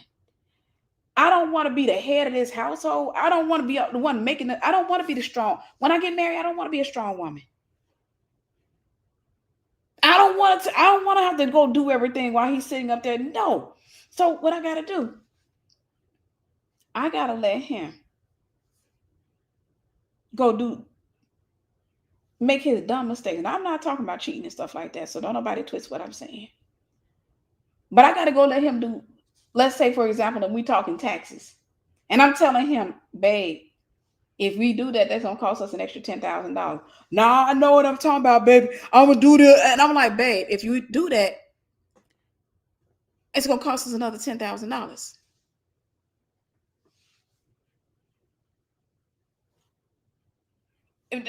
No. Okay, cool. You got to go let him, you might have to lose that $10,000.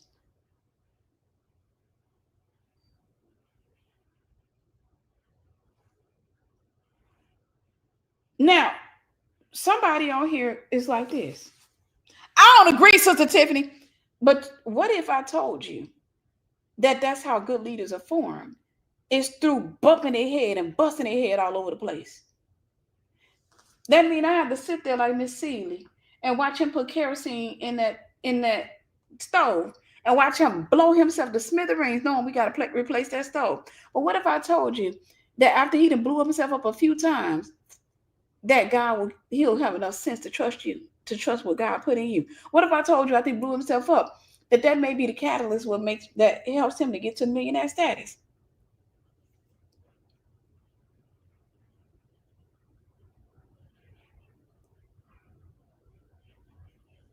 Because some people got to be lit before they get lit, okay? Some people got to, you just got to sit there and just sing them old Negro blues. Mm-hmm. You're just going to have to hum it out. And just watch it. Boom. Dang, shake it off, baby. Walk it off. Walk it off. Don't walk with that lip. I'm being masculine. Okay, I'm going to say nothing. It's okay, dear. Would you like a Band-Aid? But over the course of time, he may come and say, hey, what do you think about this financial venture? I don't think that's a good idea. Okay, I'm gonna listen to you. Cause the last time I didn't listen to you, I ended up with cowlicks that were not inherent. And I got the edges of my hair blown to smithereens. All right.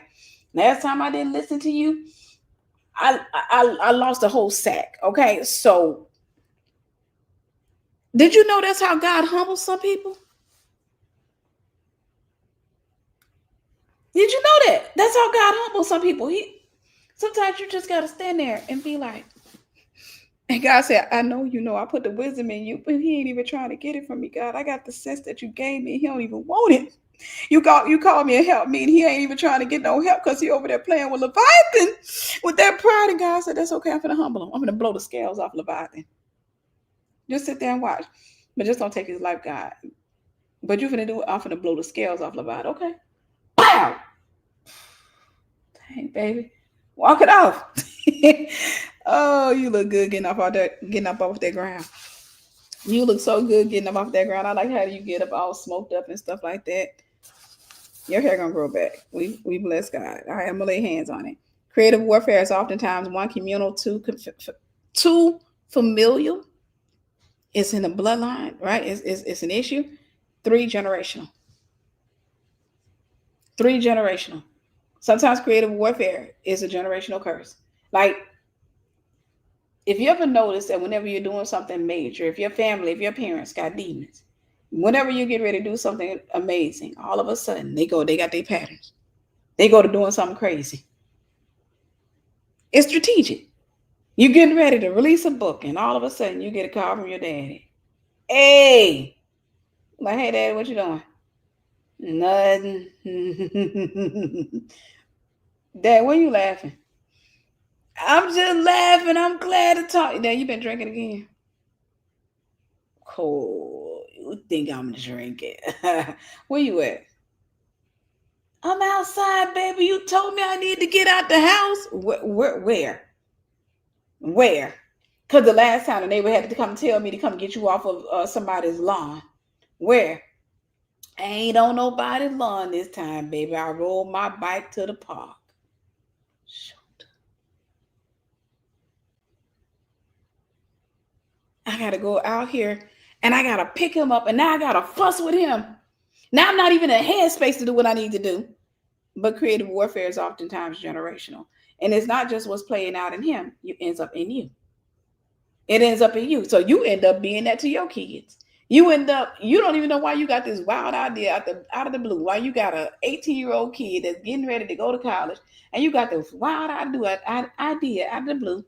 Let me just go up into their room and just sit up and talk to them. And your child's like, Mom, I'm really trying to study for this exam, but I just really want to hang out with you. Mom, I really got to study, but I don't understand why you act like you don't never want to spend time with me. You end up doing the same old thing because you start taking it all personal. Your kid is just really saying, I really just need to study for this test. But in your mind, you don't want to spend time with me. So now you in the kitchen drinking, doing just like your daddy did, getting drunk, breaking up in the child's room in the middle of the night. Kid like, Mom, I'm trying to get this test. I don't understand why you don't never want to spend time. You just like your raggedy daddy. He left me, and you saw what happened to him when he left me. You end up with a whole dude.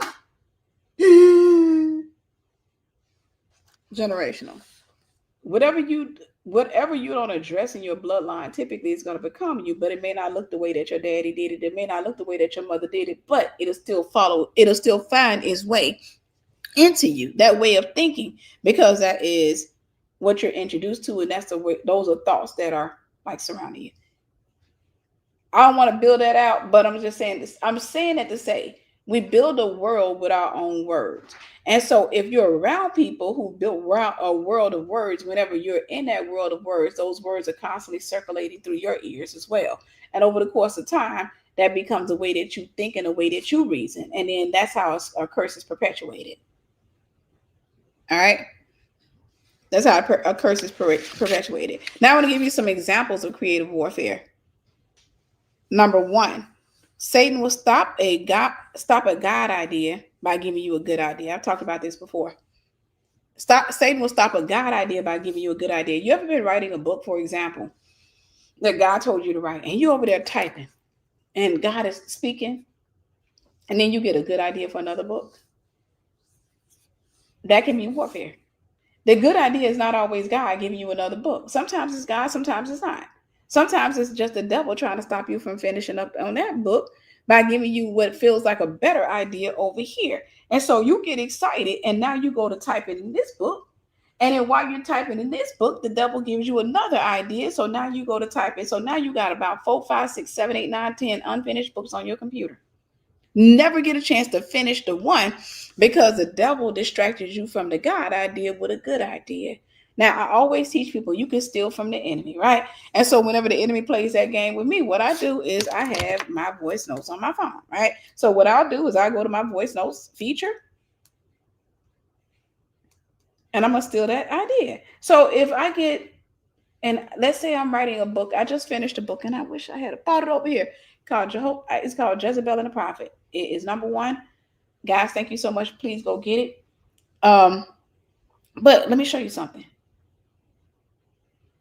If I got a good idea, if I got a God idea, and I get a good idea to write a book about anxiety, because the saints be out here dealing with anxiety, and then I start getting like revelation for it. This is what I'll typically do while I'm writing the other book. While I'm writing the book, the God idea. Book about anxiety. Anxiousness is where anxiety comes from. And the Bible says, take no thought for tomorrow, for sufficient for today is the trouble thereof. Don't be anxious for anything. Chapter 1, what is anxiousness? Chapter 2, the effects of anxiousness. Chapter 3, anxious people in the Bible. Chapter 4, how to handle anxious situations. Chapter 5, recognizing warfare from desire. Book about anxiety. Anxiousness is where anxiety comes from. And the Bible says, take no thought for tomorrow, for sufficient for today is the trouble thereof. Don't be anxious for it. So the enemy gave me a good idea. I'm still going to use it. I'm a mass producer. I'm still going to use it. But I'm going to go back to the God idea and finish that because I'm a finisher. I'm going to go back to the God idea. Let me tell you how I know it's the enemy. Once I'm done, when I go back to the good idea, if I got no energy, no effort, no desire toward it, it was probably just a good idea. It was warfare. I need you to understand that sometimes a good idea that you can get is just the enemy trying to distract you from doing what God told you to do, because the enemy knows that what God told you to do has a time on it, right? God is thinking about that young lady over there who's thinking about taking her own life. And so the reason he's trying to get you to get that book out is because he knows that on February 24th, this young lady's gonna try.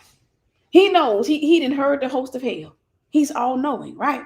And he knows on February 24th that the enemy's already planning on how he's gonna take her life. And the enemy wanted to make sure that she bumped into you, and you had that book on your person, and you handed it to her. And so what the enemy would do, right? Use your own strategy. What the enemy would do is he will give you a good idea. He'll be like, you know what? You have always been good with putting on eyeliner. You should start a makeup brand. So then you start writing that book, and now you're doing searches on Google. Eyeliner. The different strategies on eyeliner. And you know what you'll know? Let me show you how you know it's the enemy. Because you'll record all those videos where you're doing wings. You'll record all those videos, you're doing all that creative stuff. And you'll never upload any one of them. The desire just leaves. It just goes away. Out of the blue. You end up with a phone or a computer full of videos. 3 years later, you come across those videos. You were 20 pounds lighter. Over there doing this right here. You're like, dang, I ain't never released that. Why? Satan stopped the good idea. Stop the God idea with a good idea. Number 2, Satan often uses lust to attack people in the financial arena. Satan often uses lust to attack people in the financial arena. A curse without a cause can't come. So what the enemy wants to do, for example, and I'm going to say this is to the sisters in Christ, but mainly to the brothers in Christ. The enemy knows that, culturally speaking, you've been taught to believe that you can't control yourself, which is a lie. That is your rite of passage to run through women.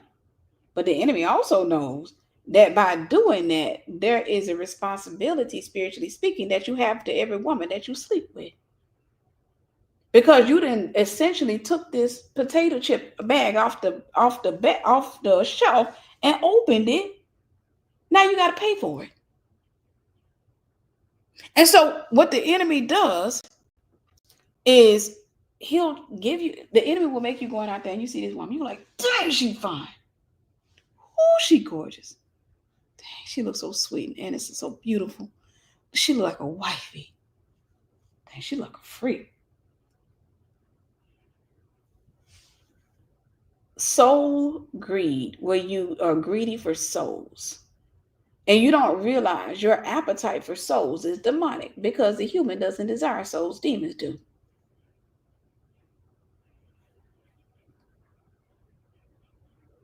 So now you're out here and you're running through all these different women. And now witchcraft can work on you. Now a man who doesn't provide for his own household, because that's not your woman, it's worse than an infidel. There are so many things going on. So now you start losing your mind. You start losing your peace. Then your money starts going out the window because the devil got a legal right to it.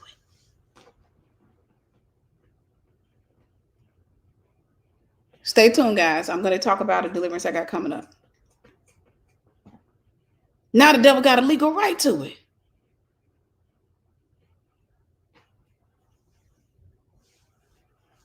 Now he ends up having a legal right to your mind, to your peace, to your money.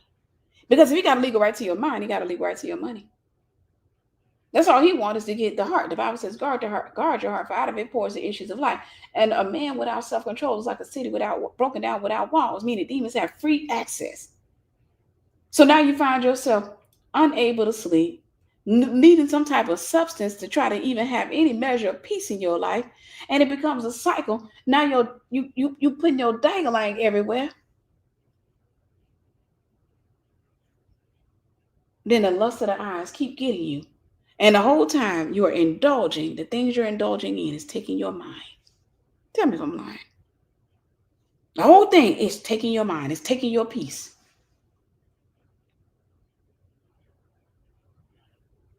The devil will do that to take your, and then to get you to have kids with the woman.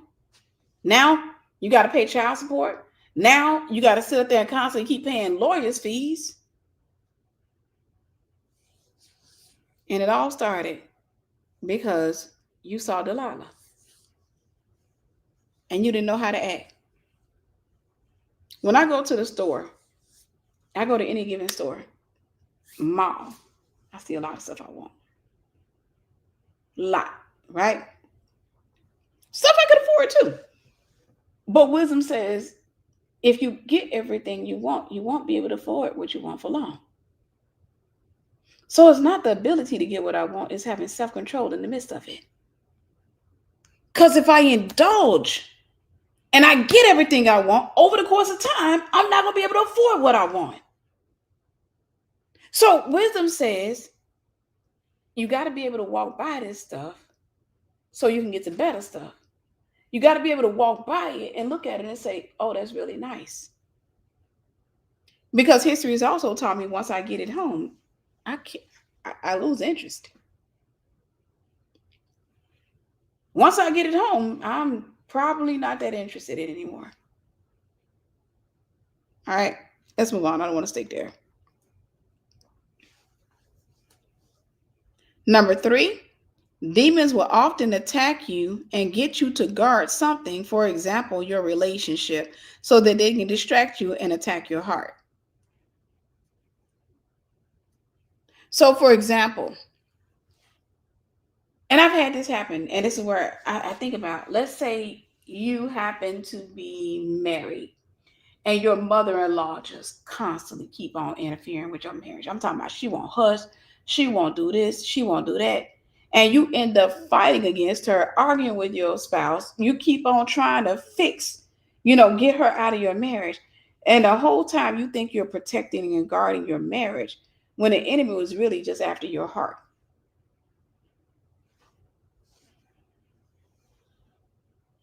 when the enemy was really just after your heart.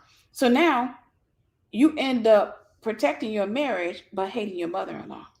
So now you're walking around in unforgiveness. Now the devil got a legal right to you. You thought he was really trying to attack your marriage, but he was really after your heart.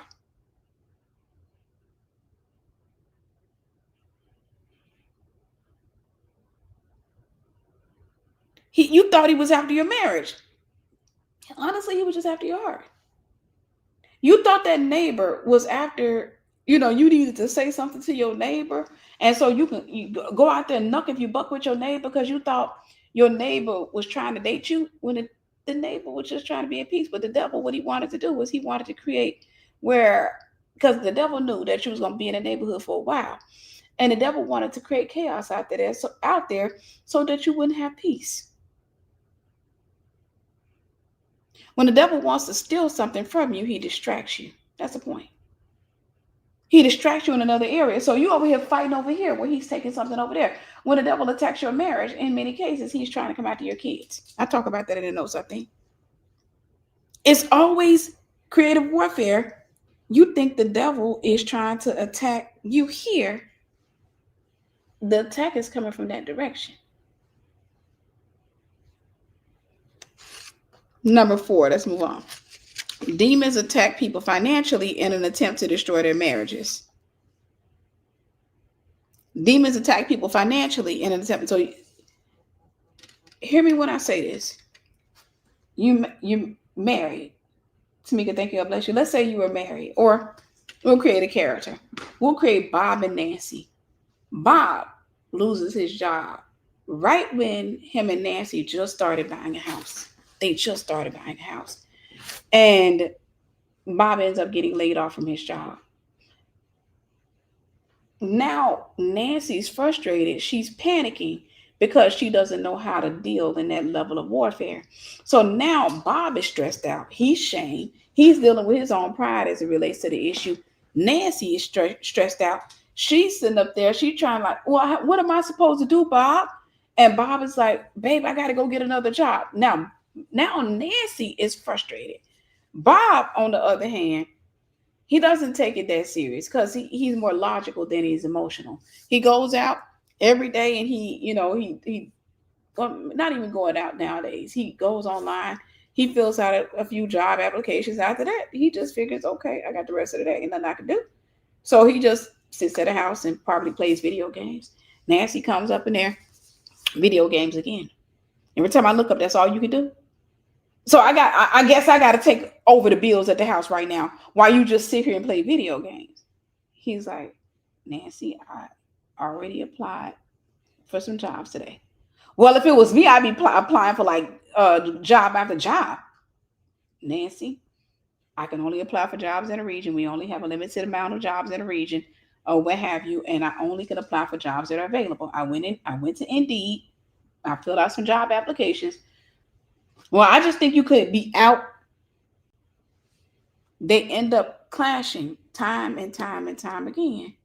The enemy didn't want Bob's job. The enemy wanted Bob's marriage. Because where 2 or 3 are gathered in his name, he's in the midst.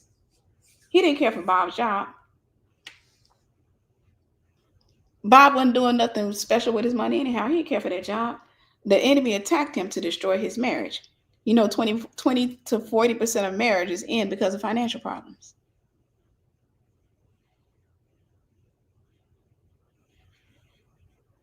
$20 to 40% of marriages end. And I suspect it's far more because of financial problems.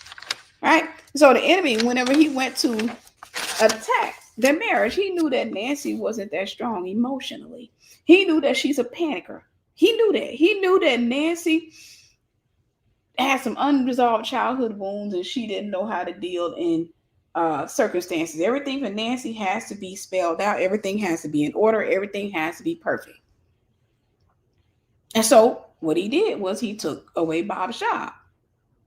And then at the same time, he knew that Bob's calm state was going to trigger Nancy. Because Nancy happens to feel like if I'm panicking, everybody needs to panic.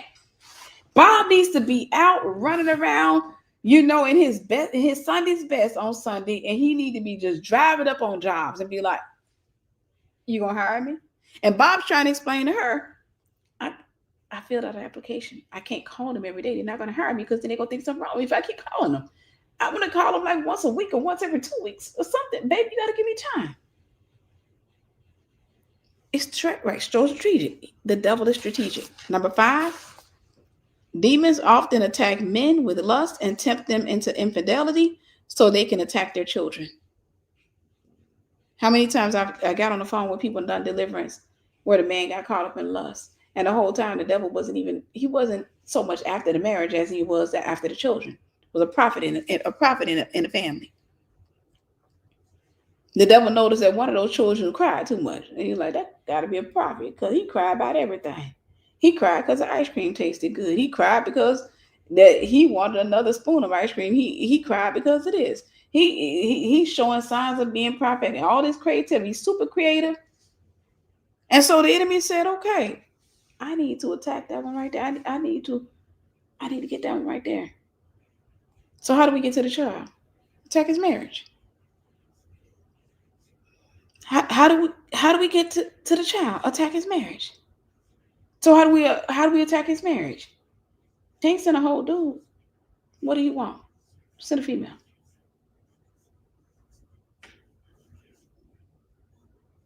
Send a female.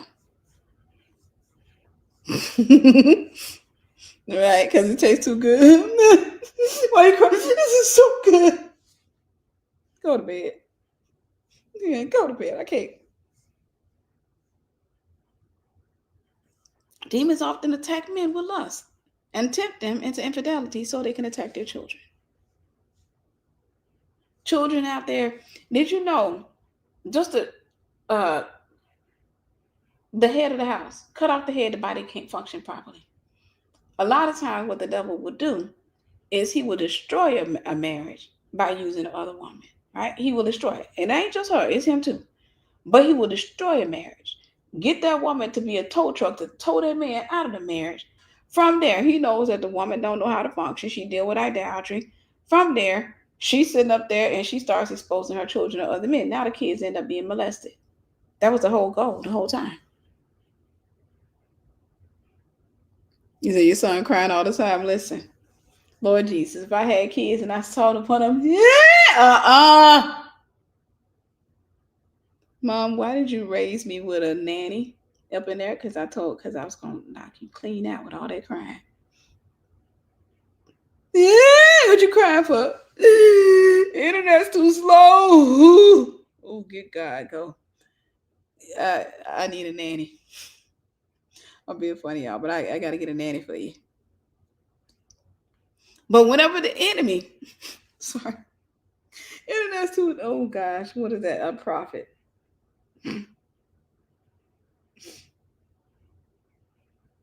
Lord, I need grace. I need grace. I keep hearing wailing and gnashing of teeth coming out of that room over the smallest little things. But demons often attack men with lust to tempt them into infidelity so they can attack their children. But I've seen the head get cut off and the children get raped as a result. Kid ends up going through years of being raped by the stepfather because the daddy got distracted. He got pulled off into another relationship. The mama had idol worship issues and she didn't know what to do. So she jumped into another relationship with a predatory man. That was the plan the whole time. The enemy already had the man picked out.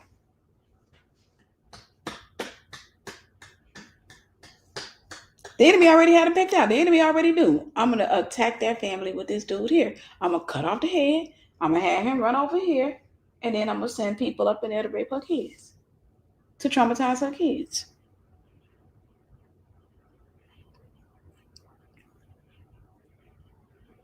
So then you end up with all these people that grow up to be narcissists that were supposed to be prophets. Angry, ready to destroy. Because daddy got ditzy and dizzy. He saw, oh my gosh. Because he didn't guard his heart. So he was like a city without walls. It's a foolish man. And the enemy sent. And she towed him out. Sent the tow truck. She backed it up deep, and towed daddy away. And when she told daddy away, the enemy knew that mama didn't know how to. She wanted to be in a relationship. She was hurt. She didn't know how to deal with herself. Next thing you know, the devil sends another man come up over there. And the man's like, "You were with a boy. I'm a man.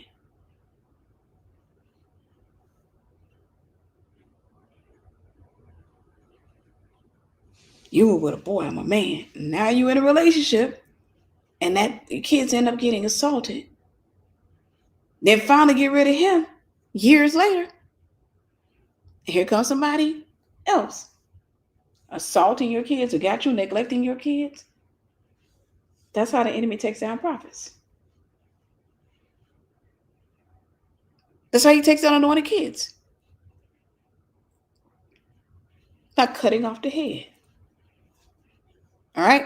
Or if he don't cut off the head still attached and is half past crazy. All right? So the daddy's still there, but daddy got lust issues, so now he keep cheating on mama with everything that got a hole in it. He can't guard his heart because if you want to spoil a house, you must first bind a strong man. Then you can spoil his house. Daddy's in bondage. He's present, but he bound. So now he out there doing everything else while uncle over there molesting you.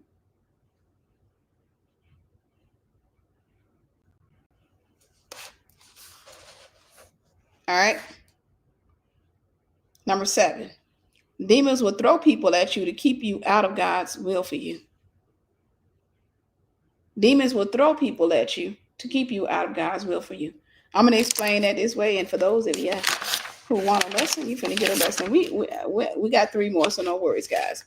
But I want to draw this out. Matter of fact, I ain't even got to turn the page. I got 2 notebooks over here. Hold up, because I think I skipped some pages. I did. We ain't gonna waste paper. All right. We live dimensionally, we date dimensionally. We live dimensionally, we date dimensionally. All right. So demons will throw some people at you to keep you out of God's will.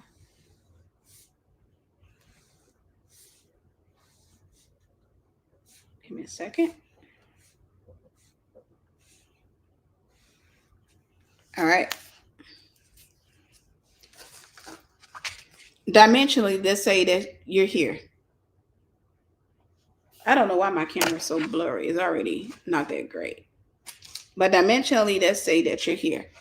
And when I say dimensionally, I'm talking about mentally. I'm talking about lack of knowledge. I'm talking about what you understand and know right now. So in Christianity, you may be elementary. So where you are right now, you're not in a place of maturity, so you can't walk into your assignment, right? Because you're still a kid. You can't walk into your assignment. There's some things you can't do because you're still a babe. You're still young in the faith. Now, understand being young in the faith has nothing to do with longevity in ministry. It has nothing to do with longevity in Christianity.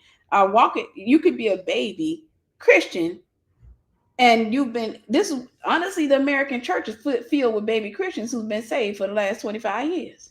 I'm sorry. In fact, it's filled with baby Christians who have been babies because the culture dictates that you don't grow, because if you grow, you offend people. All right. But dimensionally, if you're here, and I'm trying to see because I'm wondering why this is so dark over here. But if you're here, or so blurry, maybe, okay. If you're here dimensionally, if you're here, what the enemy goes out of his way to do is to make sure you date here,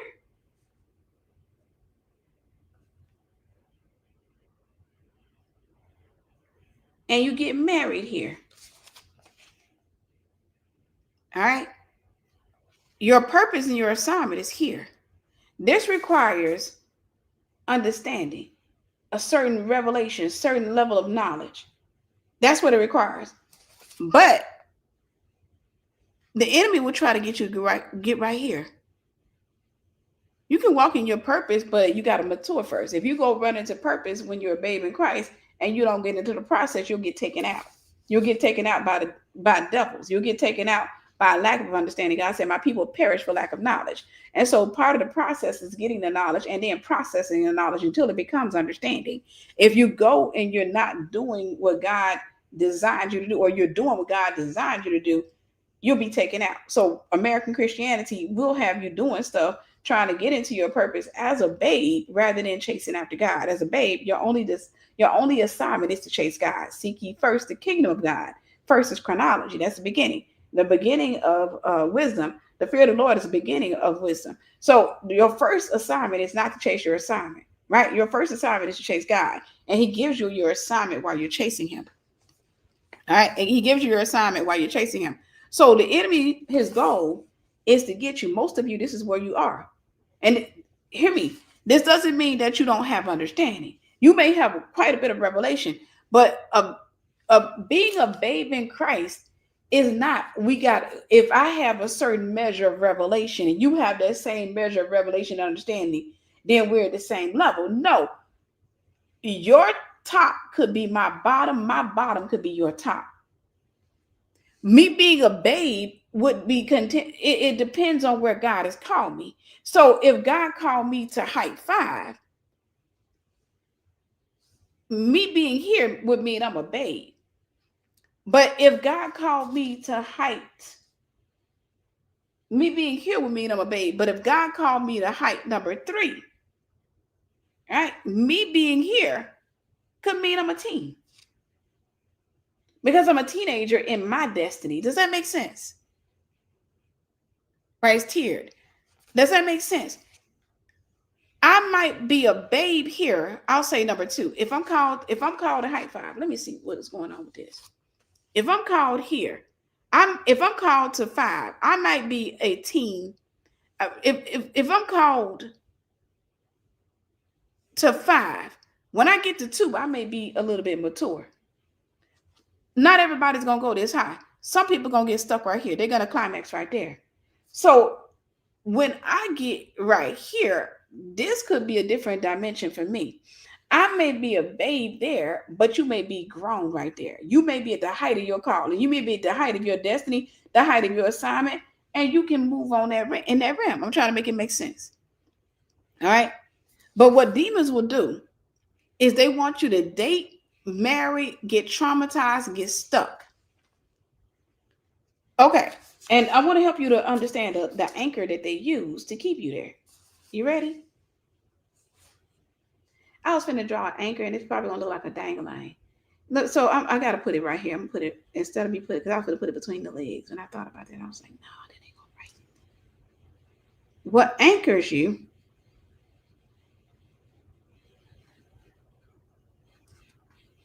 y'all finna get y'all ain't gonna believe what I'm writing now here.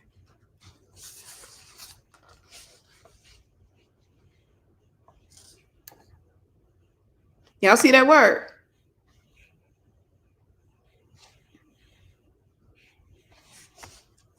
Trying to make it clear up, but I think it's my computer. It's got to be my computer. Trying to make it clear up. Y'all see that word? Loyalty, right? That's what anchors you. I come from a culture. I come from a region where the general thought is you're not faithful if you're smarter than us. If you go higher, you're a bad person. If you heal, you're a bad person, because what happens in this house stays in this house. In order for you to heal, you got to open your mouth.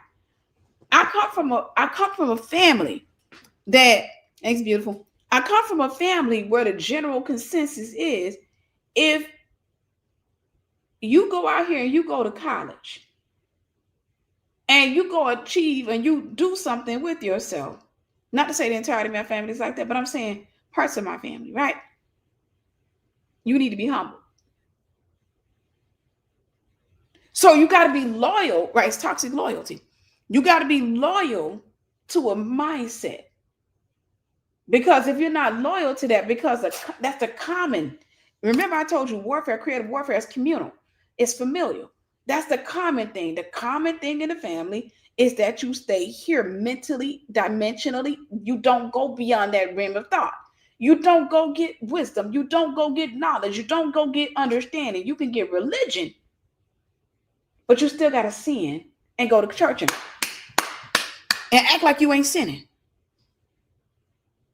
But you got to come back. When you come out, you got to be like, shoot, it ain't that serious. If you go beyond that, in my family, that's going to cost you. Where you got to get beat up because you got to get humble.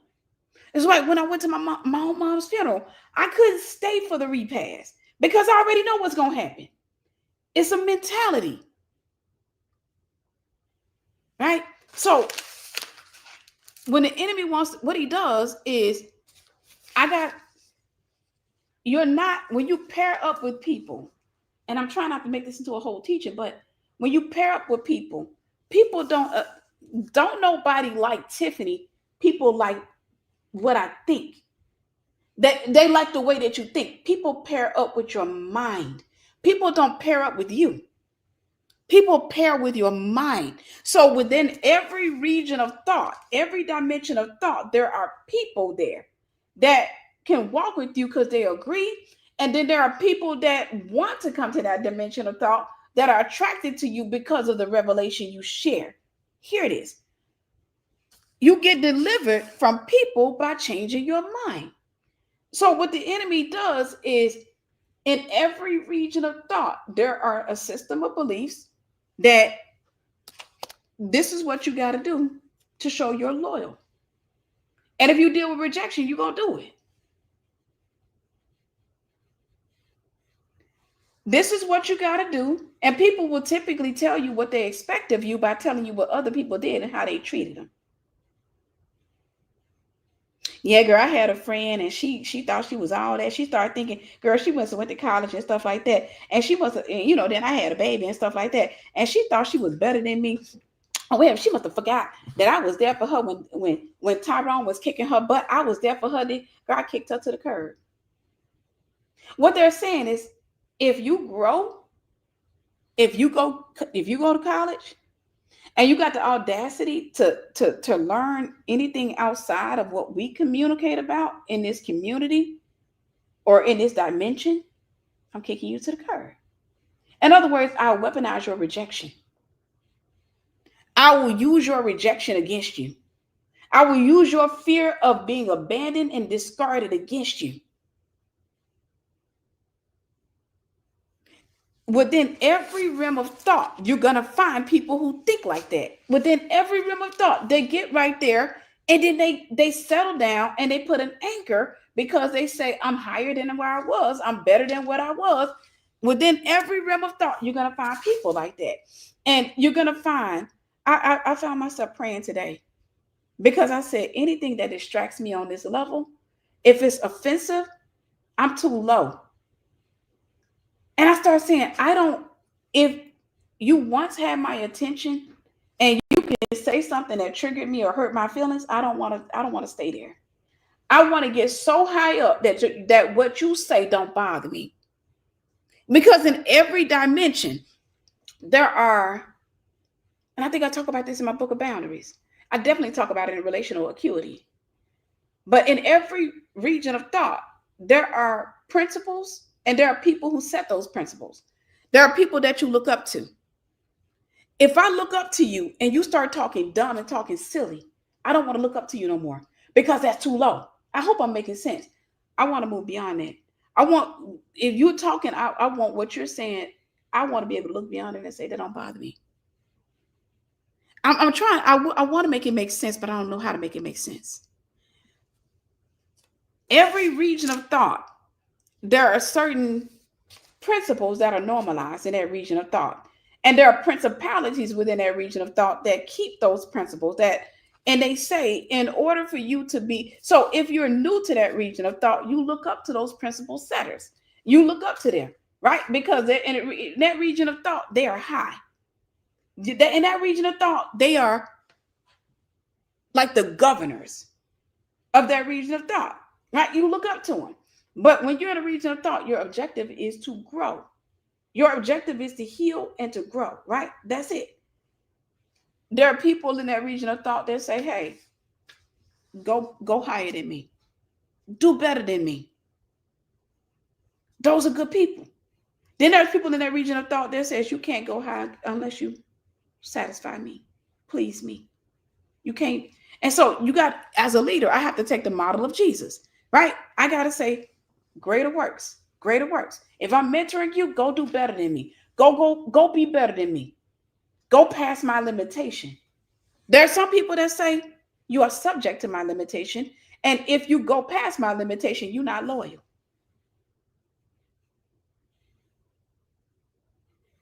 How dare you? How dare you do better? The devil will send people in every region to localize you so you never go to the height of your calling.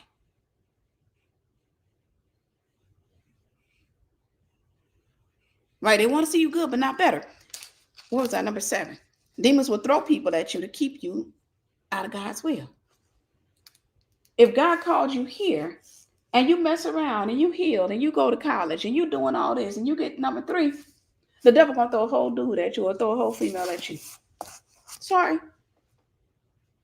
You live long enough, you'll know that type of warfare. He gonna throw people at you. And you know what? When you are new to that realm of thought, oh, I love you so much. God bless you. I thank God for you. Oh, man. But if you live long enough and you grow, as you grow, those same people, I say it this way. Some people are a friend of yours right now, but they're an enemy of your tomorrow. As long as you're in region 3, I love you. But when you try to go to region 4, how dare you? A friend of yours today is an enemy of your tomorrow. Not all, but I'm just saying. Some people, they only love you when you're within the realm of thought that they're in. They're the principalities over that realm, or they are the principal setters in that realm, or they are the citizens of that realm of thought. But as long as you're there, you're cool. Y'all cool beings. Try to come out of it. Keep growing, keep healing, keep being chasing God. As soon as you start getting up, they're going to be the ones that give you the greatest warfare. Because for them, you're being disloyal because you're trying to grow. And for them, I'm supposed to go first. Then you can grow. Or we're supposed to go together. But yeah, I understand. And I wouldn't mind us going together, but you're bound and you're not trying to heal and you're not trying to get free. So you're meaning to tell me I got to be subject to your demons and your dysfunction until you're ready to let it go.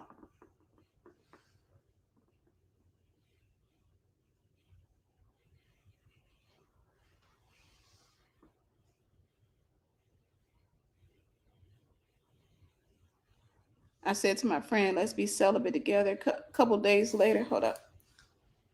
I want to see that. She found a man and now she's pregnant. I warned her and she didn't listen. As soon as we made a pact via contract, Satan sent her a man. Creative warfare. Creative warfare. Yep, creative warfare. I got one of those in my notes. Creative warfare. Yep. That's what the devil does. That's why you got to be careful who you partner with. I will tell you this. One thing I've learned over this event called life, I would not partner with a woman that's desperate for a man. I'm sorry. If you talk too much about being married and wanting a man and all of our conversations are man-centered, I will not walk with that woman close because I already know she's in idolatry and I know that she's going to be the biggest attack of the enemy. Because as soon as we go so far, the enemy going to send something that she wants. And that's been my experience. Right. You can't make this stuff up. That's been my experience. As soon as we start moving, as soon as we start growing, the enemy going to throw a man at her. And you know what? I can't talk to her because she's going to call me a hater. I'm against her relationship. I'm a hater. If I'm supporting it, I'm in trouble with God because I know it's demonic. If I'm not supporting it, then we're going to fall out because now she feel like I'm a hater. And then the devil going to tell her that it's demonic, that I'm not supporting her. But I can see that demon. I can see the demon in the dude. So now, in order for me to grow, I got to let her go. But honestly, it's a lesson. It's a lesson for you, and you will learn not to do that. That's how you get better, right? But demons will throw people at you to keep you out of God's will. So just to kind of climax this out, if you're supposed to get to height 5, the devil gonna throw people at you on 1, 2, 3, and 4. He gonna throw people at you. He gonna throw dudes at you. To the guys, he gonna throw women at you.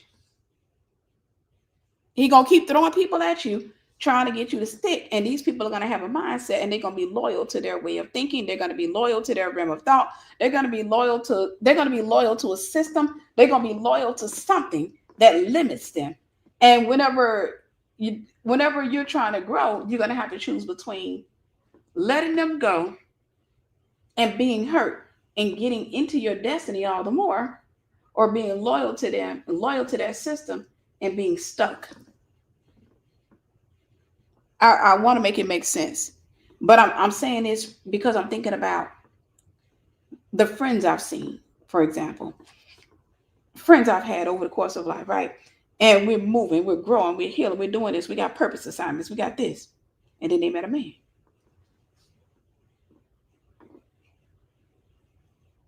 They met a man, and the man wasn't right, and but the man talked right. He said what they wanted to hear, and the next thing you know, they ventured off into those relationships, right?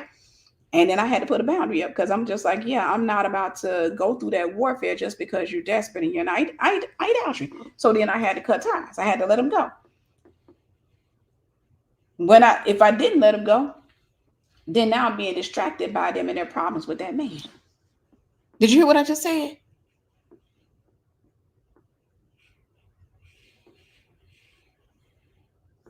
I'm trying to make sure I don't go past one of my notes. Did I have that in my notes?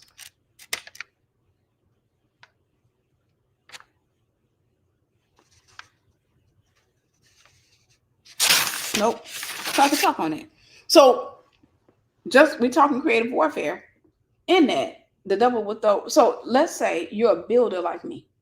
I'm a builder. That's my assignment. I'm in my purpose. I'm in my assignment. I'm passionate about doing what God wants me to do. If your assignment, if I'm working with you, right? And your assignment is to walk with me, to grow with me, help me to build, and I'm to help you to build all that other stuff. If the enemy wants to silence that, he'll throw a dude at you. If he wants to stop it, if he wants to slow down the building, he'll throw a dude at you, right? He'll throw a dude. So now you see this guy, and I immediately think I got a couple of ladies. Sister Amanda's one of them, and Sister Amanda's pretty solid. And the couple of ladies I got with me, they're pretty solid. But I got a couple of ladies that walk with me. If the enemy wanted to stop them, he'd throw a dude. That's just typically what he does. He'll throw a dude, right? If he throw a dude, and if they go into delusion, I have to sit there and say, hey, I don't think that's the right man.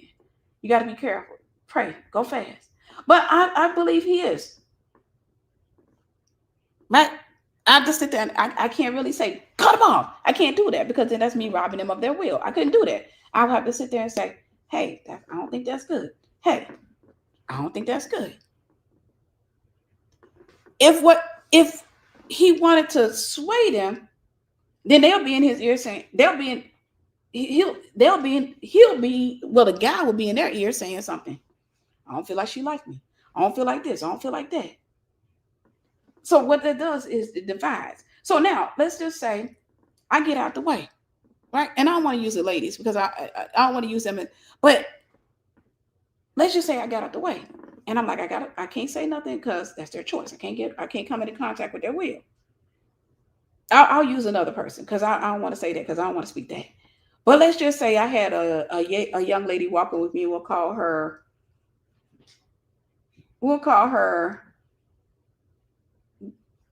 No, I was going to say genre. We'll call her Maybelline. We'll just go with Maybelline. And let's say that my assignment was to train Maybelline for deliverance, right? I'm supposed to walk with her. I'm supposed to, train her for deliverance, right? And God assigned Maybelline to walk with me for about 4 years. So she can get training, she can get impartation, all of that stuff. And it's not to say I'm not getting something from her, but let's just say that's an assignment. If the enemy wanted to stop that, the enemy would throw a dude at her. All right, he would throw a dude. It would be a narcissistic male, what have you. Or it could be an Ahab, but he'll throw somebody at her.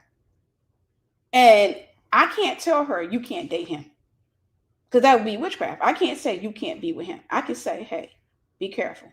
Stay out of fornication. Don't do this. Don't do that. If I start noticing behavioral issues on her part, like she's not showing up because the dude is giving, he's doing this and she's not doing this, then what ends up happening is she can slow me down with building. Where she was supposed to help, where we're supposed to be working, she can slow me down because now I'm on the phone with her. She's like, he didn't even came home last night.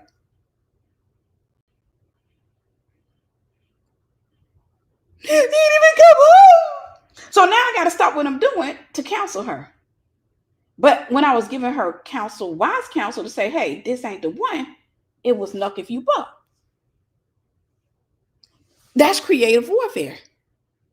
Maybelline met Tyrone, right? That's creative warfare. Because right then and there, what he did was he pulled her. So if I'm building something and she's helping, now that slowed down the building. He pulled her. If I was supposed to make an impartation, now what took 4 years may take 11. Then now, instead of helping, she hindering because now she can't show up because Tyrone keep putting her on punishment. Every time she come around, Tyrone is putting her on punishment. He won't answer her calls.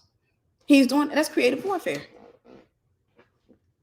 That's creative warfare. So now every time I'm looking around, I'm just like, what's going on now? Nothing. Are you sure?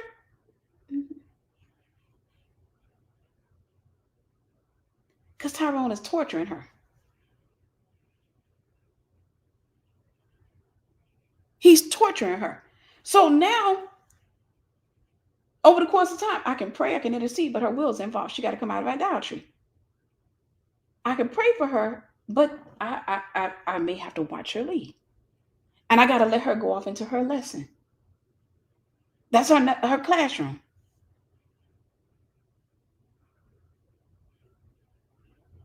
Everybody said, Tyrone, right?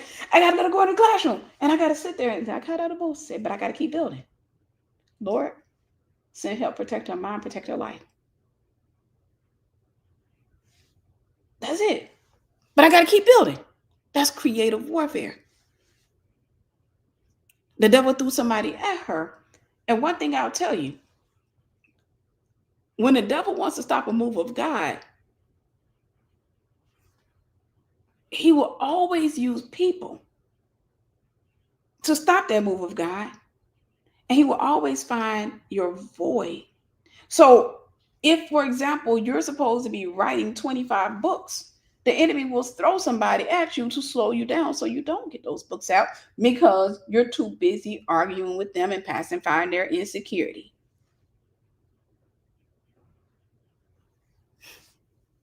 Right, sorry to the men named Tyrone. Every time I look up, I'm always meeting a Tyrone. It's funny to me. Because they be like, oh, I watch your channel. I'll be like, oh, that's nice. What's your name, Tyrone? I'm like, ooh. I don't be talking. I'm sorry. I was in the hood too long. That's what that's what happened. I was in the hood too long, okay? I'm so sorry. But I still come back and use Tyrone because I don't be wanting to go all over and find more no names. But that's creative warfare. I don't know if I wrote this in my notes. Let me see this.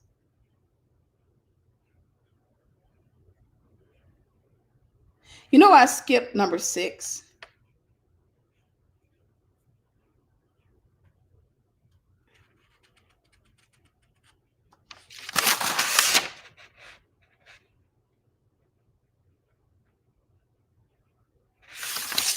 This is one I didn't put in there. I'm going to go back to number 6. We're on number 7. I said demons would throw people at you to keep you out of God's will for you. But one thing a demon will do, and I didn't put this in my notes, for those of you who are called to build, the people that God brings to help build with you, if he wants to remove them from you, he will throw relationships at them. Okay? If he wants to stop you from slow down your building, every leader will tell you, They have to watch people fall because they got in a relationship, and it's usually with a narcissist. Almost always with a narcissist. And the ones that fail and fall will be to shock the crap out of you. The ones you think, oh, the devil gonna get her easy. As soon as he throw a man, she gone. Those would be the strongest ones. They be like, I kick that dude to the curb. It be the ones that be talking the biggest game. Shoot, I don't play that. The Lord this. It be those ones. They gone. You can forget it. Soon the devil throw a dude at them. The ones that talk the biggest. But the ones that you set up there was like, she's so soft. She cried too easy. She just want to be loved so bad. Nuh-uh. They gonna cut him off. Like Sister Amanda on here. Amanda walks with me. It's funny. Amanda would be the person you would think that if a guy came, that Amanda would be like, oh no, love, because she's got a sweetheart love. I want to love. No, she'd be the main one to kick him to the curb. Be the main one to be like, sir, no. I got rid of him. But I've had people that have walked with me that would like knock if you buck. Got apostolic grace the whole night, and they be gone. Soon as a dude sit up there and say, and the dude don't even gotta say I want you. He can say I ain't even ready for you. I only want you. I ain't ready for you yet. And they will throw it all away to chase behind guys. I'm telling you, when the enemy wants to stop a move of God, all you got to do, he will dismantle you. I'm only sharing this with you because some of you, God has attached you to leaders and people that are building, and the enemy threw somebody at you. Tell the truth. He threw somebody at you. And he got you off that beaten path, right? Got you to shame yourself, leave that church, the whole nine for that relationship. And you got so far in that relationship and that dude dumped you, cheated on you. Tell the truth. Tell the truth, shame the devil. I love for people to be educated about this. Got you off that beaten path. Got you in a relationship. And as soon as you... I left that church. I left this. I left that. As soon as you got to that space. As soon as I stopped following this ministry. I stopped doing that. Yeah. As soon as you got deep into that relationship, that dude dogged you out. Tell the truth. I love for the people that been through that to say, yep, Sister Tiffany, he did that to me. Because I want people to see that I'm not just talking from experience. I want people to see that this is a real thing.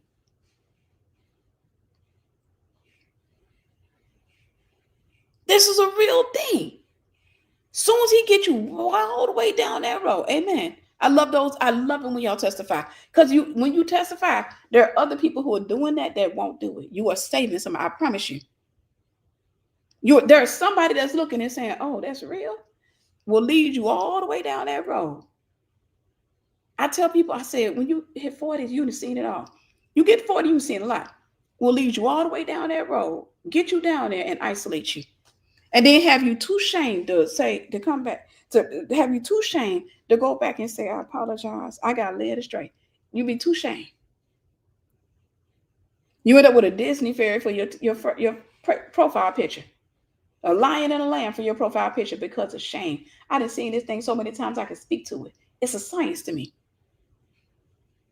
I've seen that thing so many times I can speak to it. And I done seen that so many times I'm just like, don't fall for that. Ain't nothing new. The devil ain't got no new tricks. It's the same old game. He will lead you down there, have you have 2-3 kids with that dude, and that dude will isolate you, dog you out, beat the brakes off of you after you done isolated yourself, and you ain't got nobody in your corner that you can call to because you sacrificed all of your relationships in the name of that man. All right? Demons will throw people at you to keep you out of God's will. Whatever God is, whatever your assignment is on the earth, whenever the enemy wants to stop you from moving in your assignment, if you get to that level of maturity where you begin to walk in your assignment, buyer beware. That's when the devil starts throwing people. That's when he's going to start throwing people. And most of the time, it's going to be what you think you want. They're going to be everything when the enemy wanted to get me, the enemy knew. The enemy said, she like him smart and she like him good looking. You think the devil was throwing booger bats at me? No. The devil was throwing some good looking ones. And when I was a slave to my eyes, I was like, blink, blink, ooh. And I walked the whole way. Consequently, I ended up with a more than 20-year delay. You think, I mean, I'm on time, but I'm still behind. I'm on time because I said yes. But I'm behind on a lot of stuff because I was chasing after smoke, mirrors, and vanity. I was chasing stuff that the devil wasn't going to never let me keep. It looked real till you catch it. I had to say that again. I feel like that went over so many people's weaves. It looked real. It looked real until you catch it. It looked real. It looked pretty. It looked tangible. It looked relatable. It looked havable until you catch it. Catch that thing and watch what happened. That thing will melt out of your hands. If it don't melt out of your hands, it's gonna burn your hands. I'm trying to tell you, it went over. I'm telling you right now, we got nearly 800 people in this room. It went over like 400 lace fronts. It just flew over it. It looked real until you catch it. I'm telling you right now. I can speak to you from the word, and God also gives us experiences. Why he said older women come out and teach the younger women. I'd have been around that mountain over 40 times. I'm gonna tell you something right now. It look real till you catch it. That's how the devil gets you. That's how the devil wastes your waste. He wastes your 20s and he wastes your 30s having you chasing smoke. He wastes your all those fantasies and all that. He wastes your 20s and he wastes your 30s have you out there chasing stuff. You chasing this fantasy. That's why the Bible told you to cast it down. God told you what to do. He says, seek ye first the kingdom of God and his righteousness, and all these things will be added to you. He says, cast down imaginations and every high thing that exalts itself against the knowledge of God, and bring into captivity every thought to the obedience of Christ. Your 20s and your 30s, when you are in the height of your emotions and you are in the height of your cuteness, your body still snatched, ain't no wrinkle on your face. When people are praising you, he uses that time to take you off of course. To have you chasing waterfalls and drop draws. He have you chasing everything. All this beautiful fantasy comes in. It's gonna be pretty. Y'all gonna be together. Y'all gonna have all these kids together. Y'all gonna travel the world. Lie. Because if you didn't seek God first, the person that you got ain't the right person. I'm gonna say that again. I'm gonna say it out loud. I'm gonna say it with my chest. If you didn't Matthew 6:33, if you didn't seek ye first the kingdom of God and his righteousness and let him add those things to you, what you added to yourself was the wrong people, the wrong things, wrong person, wrong dimension. Everything's wrong. Chase God and watch it fall away.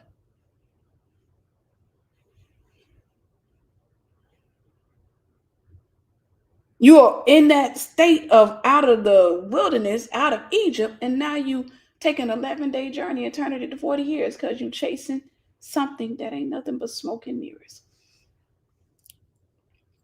A lot of old folks say, just keep living, baby. Keep living. You're going to get wisdom or common sense.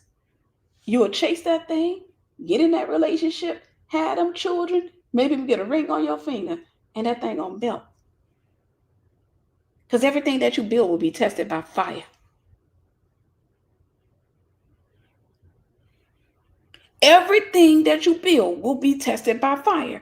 And if God didn't build it, it will melt. You can build a Tower of Babel for 100 years and it'll fall in one day. One day. God confuse your language. One day. One day. You can build that thing. You can put all your effort, time, blood, sweat, tears, money, resources, throw away relationships. You can do all of that. Build, build, build, build, build. And one day, it can be gone just like that. Because you didn't build it on the foundation of the word. You didn't seek God first. You chased it. You had a fantasy, and the devil took your 20s and your 30s and had you chasing it and building and all excited about it. And the best times you ever had with that man was in your head and not in reality. Tell me if I'm lying. The best time you had was the fantasy. It was not the reality. Like y'all were fighting because the fantasy didn't match the reality. Best time you had with him was in your head. You were laying in your bed. Stop. You ain't even got to say stop because he never will.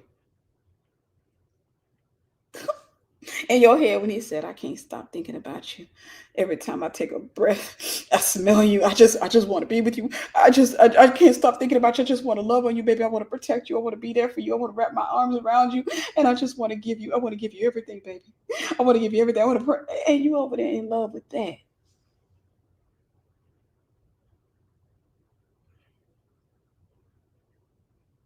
And you chase that.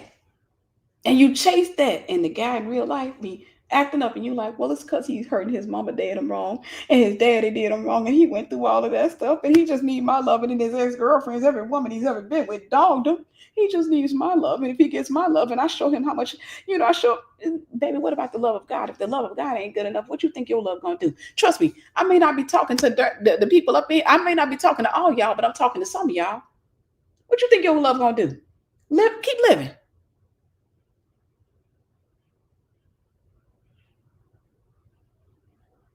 Keep living. Do you keep on? So Tiffany, I hear you, and I totally respect what you say. Okay, and I know what you've been through, and my heart aches for you, but it's different for me. Why? Well, Sister Tiffany, you're dark skinned. I'm high yellow. Okay, you're high yellow, but about to turn red with shame. See, if I get shame, you can't see it. It's different for you, but I wouldn't make the mistake you made because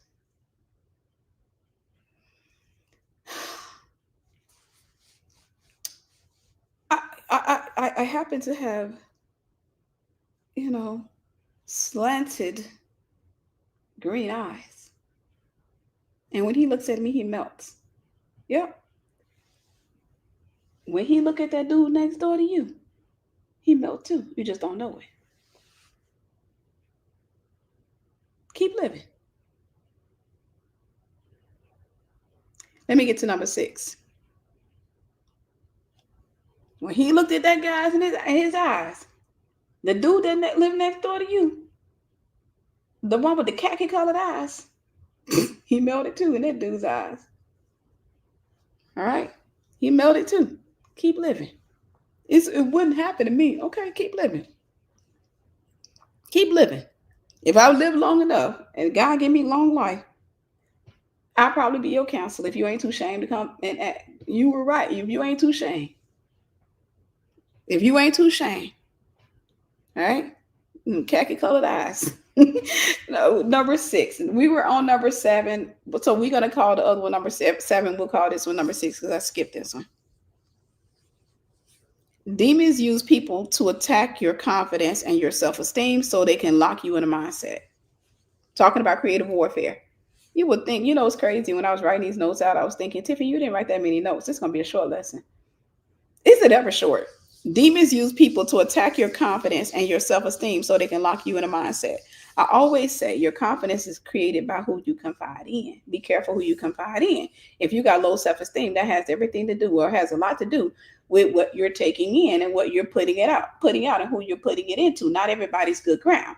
If I sow a compliment to you and you sell an insult into me, that's not a good business deal. So you got to go.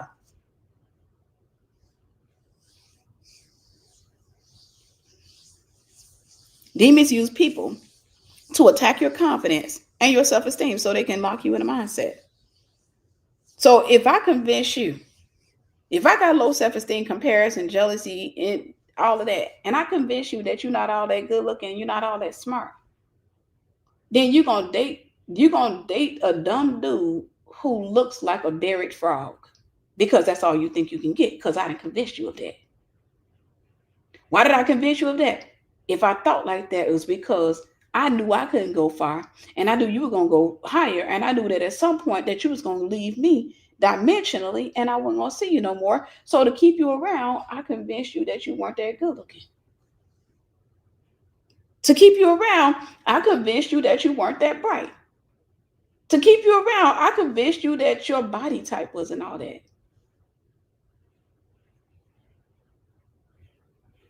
To keep you around, I looked and said, "Mm, yeah, you should think about a BBL. Yeah.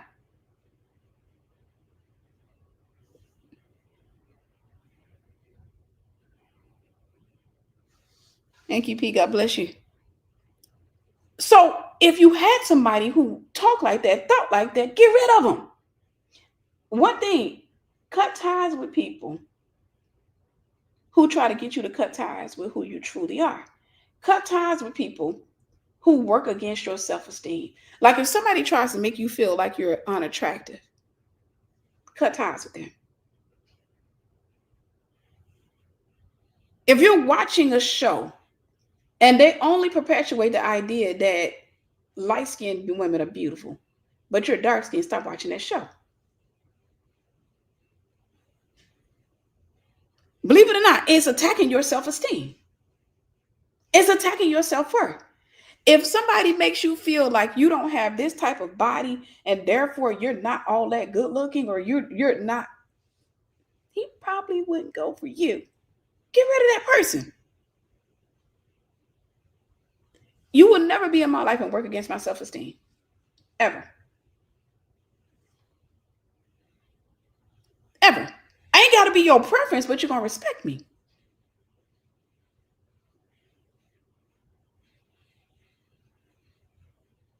You don't have people in your life that sit back and be like, well, I remember, I'll say this.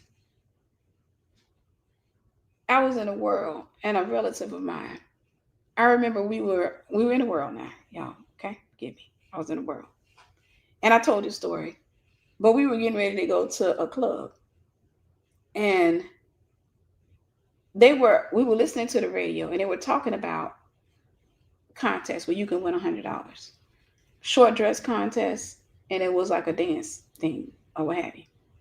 And I remember we were trying to find something to wear, right? We were determined, like, we're gonna win this $100, right? We're gonna win this $100. And this particular cousin of mine, body yaddy yaddy, okay, bodied up. She put Beyonce to shame. Gorgeous, gorgeous face, gorgeous body, absolutely gorgeous. I've never wrestled with insecurity as it relates to. I've never wrestled with comparison. I don't. I don't look at a woman, and say, "Oh, she looks better than me. She's so pretty." I look at a woman and say, "Oh, you're gorgeous. She's beautiful," and that's it. I don't put her in comparison to me, because the way that I think, and I thank God for my mom, because my mom is the reason I think like this. The way that I think is that if you're a guy and you want her, that's just your preference. It doesn't take away from me. That's just your preference. It doesn't make me feel as if I'm less than her. I just feel like you prefer her, and I'm not offended by that. Does that make sense? Because I've been in circles where I've been in time I was preferred, and there were times when I wasn't. I don't take it to heart if somebody looks at my friend. I don't look at it like that. I just don't. I don't think that if I go to the club with a friend of mine and the dudes are checking her out, that means that she's she looks better. If she looks better, that's his preference.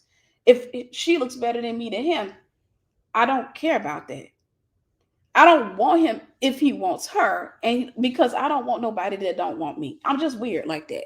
I don't know. I'm just wired like that. So I don't wrestle with comparison. I don't look at life. I don't look at people as in a spectrum. She looked better than this person. I don't look at it like that, right? I can talk to the spectrum. I can give examples on the spectrum, but I don't live on that spectrum. But I remember I had this cousin, gorgeous, beautiful, beautiful, and I remember she was from out of town. And we're sitting up there, and I remember we were gonna go to the club, short dress contest. And me, I just been skinny, right? I was just straight up and down skinny. That's it, just skinny. I didn't have all the curves, the hips, and all that. Just straight up skinny. You know, they would call that white girl cute, right? Just skinny.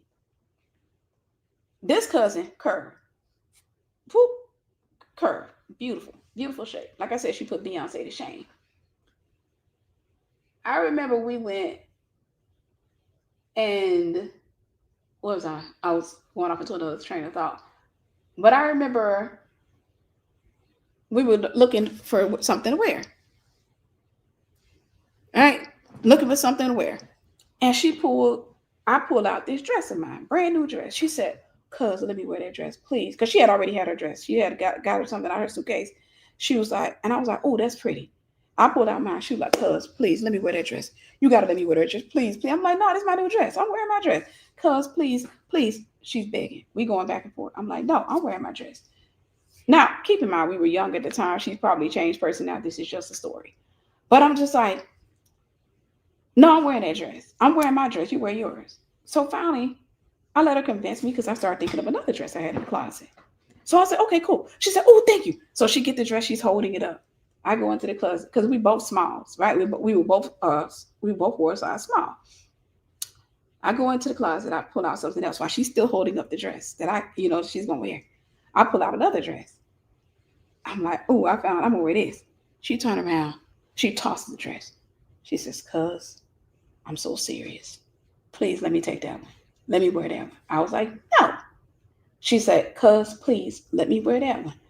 Cuz, please, I'm sorry. You can take the other one." I was like, "No." So we go back and forth about that. And I'm like, "Nah, I already gave you that one. I let you convince me to let you wear that one. I'm wearing this one. I'm wearing this one." So we go back and forth. So then I get another thought. I had and I had a lingerie in the closet. All right. I was in the world. Okay. I had lingerie in the closet, but it didn't look like a lingerie. It was a velvet gown, a velvet short gown, spaghetti strap. I had a hope closet when I was in the world. All right. It was a hope, hope with the PE on it, and not a whole closet, but I had a whole closet. And my plan was I was gonna save some stuff for when I got married. But I thought about that, this little velvet little velour, I think you call it, type thing, spaghetti strap, and I saw women wearing stuff like that out. So I was like, "Oh, I can wear that." Even though it's a teddy, I can wear that. I can wear that. So then I'm like, "Okay, cool, you can wear that." So I handed the other one. She's over there, she's holding it up. "Oh my gosh, yeah, yeah, cuz we gonna win. We gonna win." I'm like, "Yeah, we gonna win." I reach in and I reach to the back, which where I kept that, and I pulled it out. She tossed it. She said, "Cuz, I know this last time. I got it. You gotta let me wear that one. Cuz, you gotta let me wear that one." So we go through the same old thing again. "No, no." She said, "Cuz, that one's bad. Cuz, you gotta let me wear that one." And then she said something that was offensive. I mean, we were both young, right? But she said something that was offensive. She said, "Cuz my body is better than yours." My brain wasn't thinking like that. She said, "If you want to win." And I was like, "Wait, what?" Because I don't speak that language. My brain wasn't thinking like that. My brain was thinking, we are both two young ladies. We both dealt with, we both felt like we were cute, right? We were both two young ladies, and we were going to be wearing short skirts to a contest at a club. We used to getting attention. That's what my brain was. One of us going to pull the win. One of us going to pull it. I wasn't thinking I wasn't looking saying, "Oh, yeah, you got the hips and everything," and that no, I wasn't thinking like that. But she took me from where I was thinking to another space. And I got upset. And I was like, "How dare you?" And I started arguing with her. I was like, yeah, I don't want to go anymore. I said, I don't want to go. And I remember it was nighttime, and I left out the house. I left and I went for a walk. And by the grace of God, she came. She waited. She found me after a while, and she came and had a conversation with me. And she was like, I didn't mean no harm by that, and all that. And I was like, I genuinely don't think like that. For you to say something like that, that's my mind is. But what it showed me was that she thought comparatively. I didn't. What she did was right then and there, she put a blow to our relationship because she was attacking something that was secure. And when people attack something that's secure, they create insecurity. Does that make sense? When somebody attacked my brain, I already had friends that I hung out with. We didn't attack each other like that. She was attacking something that my brain did. I never looked and thought about that. I wasn't looking at my friends' bodies, and I had some baddies for friends. I wasn't looking and comparing my body to theirs. It was, to me, we all walk into the space and we all cute within our own realm. There are men that prefer me, and there are men that prefer them. That's where my brain is. That's what my brain was. There are men that prefer them. Like for me, I'm brown, right? I'm dark brown. Light-skinned dudes will prefer me. All right. Hi, light-skinned. It would be the light-skinned dudes, right? I had a lot of light-skinned friends. The dark-skinned guys would go after them. It was just a thing. It was just, to me, my brain just thought we're all a bunch of young ladies that's going out having fun. So I'm saying it to say, I knew then that she wasn't going to have longevity. As much as I loved her, I knew she wasn't going to have longevity because she attacked me in an area where there was no insecurity, where I was secure. And if somebody attacks you in an area where you are secure, where you are dimensionally, if you're here, if they make you insecure, you can't climb. If they make you insecure, because insecurity, notice that every last one of these foundations look like a straight line. Insecurity looks like this. It looks like a slanted line. You keep falling, you keep rolling down. Every time somebody appears to be higher than you, it's a seesaw. So it causes you to fall. So you are always lifting other people up. That's what insecurity does. It's a seesaw. It makes you get to the bottom and lift up the other people and look up to them. Always looking up to them, thinking, you're better than me. My life would be better. I'll be happier if I look like you, if my hair was like yours, if my body was like yours, if my eyes were like yours, if I had edges like yours, if I had a car like yours, if I had a man like yours, if I had an education like yours, if I had parents like yours. It's all a lie. Insecurity, you can't climb from here. So if you got people in your life that are attacking you, that's creative warfare. If you got people in your life that are attacking you, attacking your self-esteem, they're being used by the enemy to keep you in the dimension where they are and lower them. Because even when you're in this dimension, there is the top of the bottom. There's still dimensions here. There's still, this is your realm, but there's still dimensions there. Okay, so they're basically putting you lower than them. Some of the people that put me beneath them, they didn't have the sense. Let me find a way to say this. I learned this when I was in the world. Some of the people that will try to hold you down are not as bright as you. They will try to subject you to their stupidity.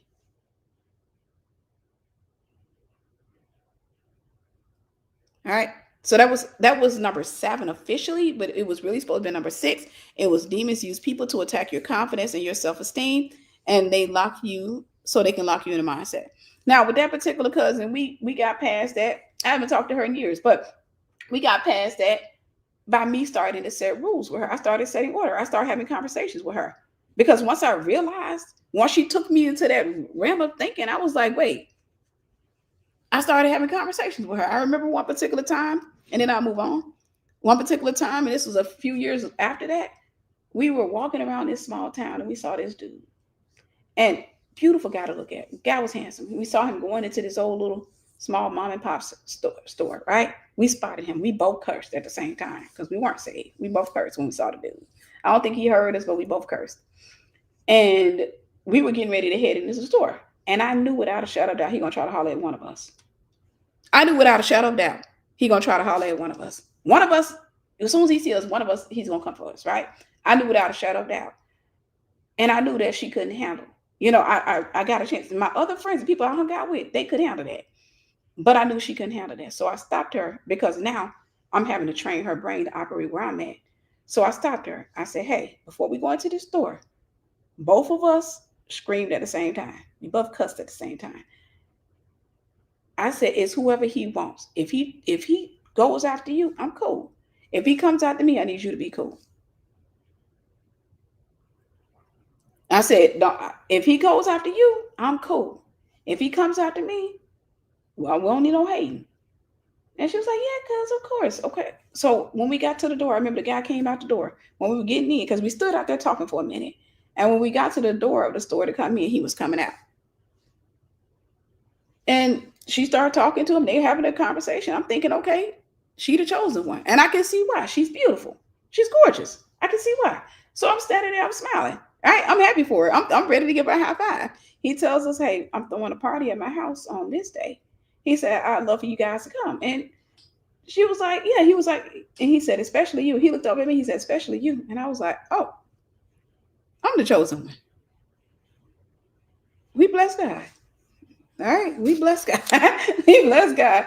It didn't last. It was just, me and the guy talked on the phone. We flirted a few times, and that's it. But I'm saying that to say, when it comes down to confidence, I learned a long time ago not to have people around you that attack that. Because if you get people around you that attack your self-esteem, you are going to get stuck. It's without a shadow of doubt. You are going to get stuck. You don't want to have friends, family members, lovers, leaders, co-workers, anybody working against your self-worth, working against your self-esteem. You don't want nobody making you feel like you're stupid. You don't want nobody making you feel like you're inferior. You don't want nobody making you feel any type of way. Anybody that walks close to me, I'm going to call them beautiful, because they are. Anybody that walks close to me, I'm trying to teach them to do stuff that I'm doing. I'm trying to grow them, right? I want them to go do better. I'm not going to have nobody around me and go to attacking their self-worth, their self-esteem, or anything. And if I ever tried that, they need to kick me to the curb. They need to kick my happy tail to the curb. I'm trying to tell you, I'm trying to show you, anybody around you, I don't care if you look like a melted wasp. The people around you need to tell you that you're beautiful, because you are. You're beautiful to somebody, right? Now, thankfully, again, I ain't got no melted wasps around me, but I'm just saying, I don't care what you look like. You're beautiful. God created you in his image, so you are beautiful. And the people around you need to tell you that. The people around you need to tell you that. You don't need to have nobody around you that tell you, you all right. If you on a spectrum, I put you at about a 4. Dang. Wow. Well, miss me with that spectrum. Because that's a spectrum of visually, that's a spectrum of blindness. Like, that's a spectrum of foolish men who are led astray. That's blindness. Okay. Miss me with that spectrum. Take that spectrum somewhere else. All right. I'm not going to be on it. I'm going to be on the spectrum where I got sense. Okay. Where I'm not going to put myself inferior to somebody just because she was born with baby hair, or just because she grew up and her baby hair never left.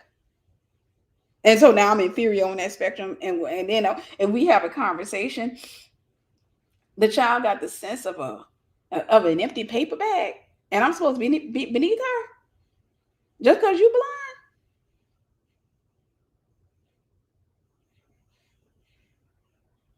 blind. I'm trying to teach you confidence, guys. We'll move on to number 8. I'm trying to teach you confidence. Don't allow people to attack your self-worth. Don't allow people to put you on a spectrum. Don't allow people, when you find yourself around people like that, let them things go, because they stuck. Whenever you find when people think carnally, you found a dimension that they not only reside in, that they're probably stuck in.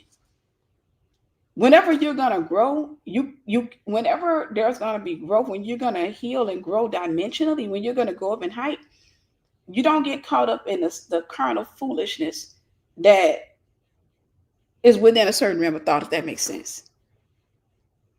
You don't become a slave to that way of thinking. You don't am I making sense? I want to make sense. Because sometimes stuff makes sense to me, but it might not make sense to you. And I want to make it make sense. People, I can tell when people are stuck. Wherever I start seeing your foolishness and your carnality, you're stuck. All right. Whenever you got a doctrine that you promote as a truth, that's where you located at. That's where you're climaxed. That's where you're gonna be. Unless you get delivered from that way of thinking, unless you decide, I don't want to think like this. Because you can be dumb and make a decision not to be dumb no more. You can be silly and make a decision, I don't want to be silly no more. Right? You can make a decision that I'm going to let go of this way of thinking so that I can embrace something better. But if you get prideful and you get stuck in the mindset, I ain't going to localize myself there just to prove my loyalty to you. The devil is a busted booty lie. All right, number 8. Demons often attack people with desires whenever they get paid, so they'll spend their money instead of investing or sowing it. Demons often attack people with desires whenever they get paid. This is how the devil of poverty works.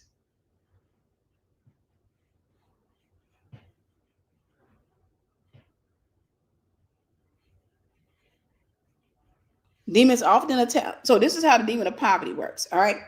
Demons often attack people with desires whenever they get paid, so they'll spend their money instead of investing it. So I grew up in poverty, and one of the things I remember paying attention to was that my family sometimes would fight, and they would be miserable until payday. Payday, everybody seemed to be in a better mood. Mommy and daddy didn't fight no more. All of a sudden, everybody in the house was getting along. Payday seemed to be cool. Any other day, it just didn't. We just didn't mesh well. As I began to grow, I started noticing that not just in my immediate family, but in my extended family and then in my community. I started noticing that when people have money, they happy. Some of the meanest, most vicious, venomous people. That lady that tells you to stay off her lawn, she nice on Friday. Monday, she the ugliest thing you ever met. I'm talking about personality wise. She kept her hair done. But on Friday, this is a sweetheart. Hey, baby. Like tax season be having people in the chokehold. I'm talking about you see some of the most, you see prom gowns during that time. Prom gown, man, with the whole hood coming out in prom gowns.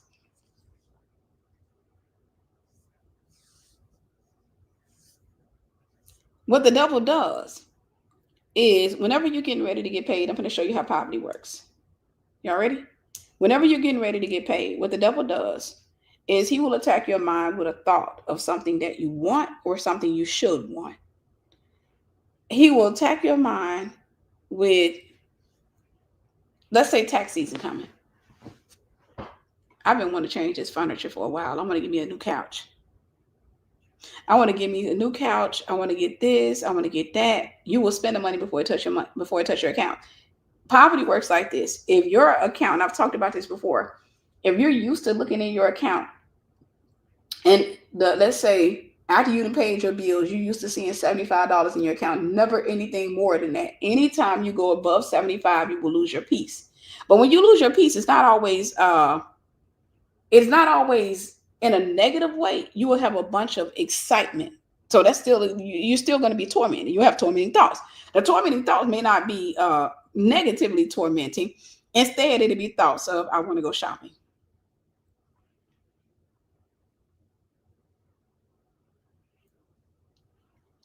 I'm going to go shopping. I want to go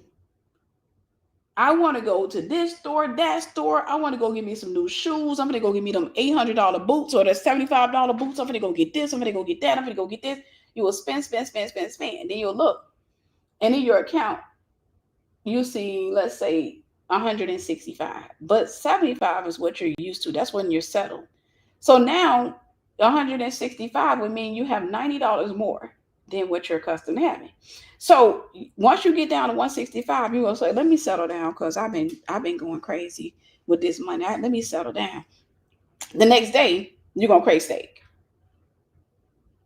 So you go get yourself a $25 meal, right? And $25 from 90 will be $65. So now you got 65. Oh, you got 65 over what you ordinarily had. Now you sit back and you're like, I told such and such we were gonna go to the park, but it's $10 parking. So I'm gonna spend this $10 parking, and we're gonna go out to eat because after we get from the park, we don't want to go get something to eat. So there's $10 parking, plus you're gonna spend another 25. That's 35. 35 from your 65 is gonna leave you $30. So now you're really trying to launch down. Am I telling the truth? Now you're gonna really try to clamp down on the money because you got $30 over the 75 that you're used to having, meaning you got 105 in your account. So now you got $30. You sit up at your house, now you get this incredible craving for pizza that just won't go away. That's how poverty works.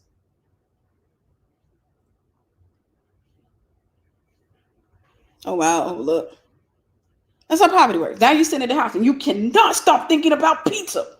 Why do I got a taste for pizza? I don't ever want a pizza. But you got a taste for pizza, breadsticks, wings, pasta, and for whatever reason you want a 2-liter soda. That's creative warfare. Casting down imaginations and every high thing that exalts itself against the knowledge of God. You thought it was just imaginations about booty. No, it's also imaginations about spending your money. All right? Because if you spend more than you invest, you are automatically in poverty.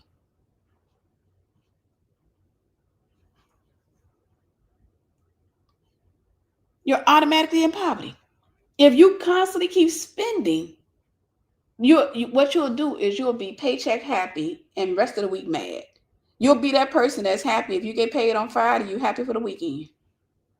By Sunday, you're already dealing with anxiety, and you're already dealing with anxiety. As soon as you start paying tithes and offerings at church, you're already dealing with anxiety. Come Monday, you're trying to buckle down.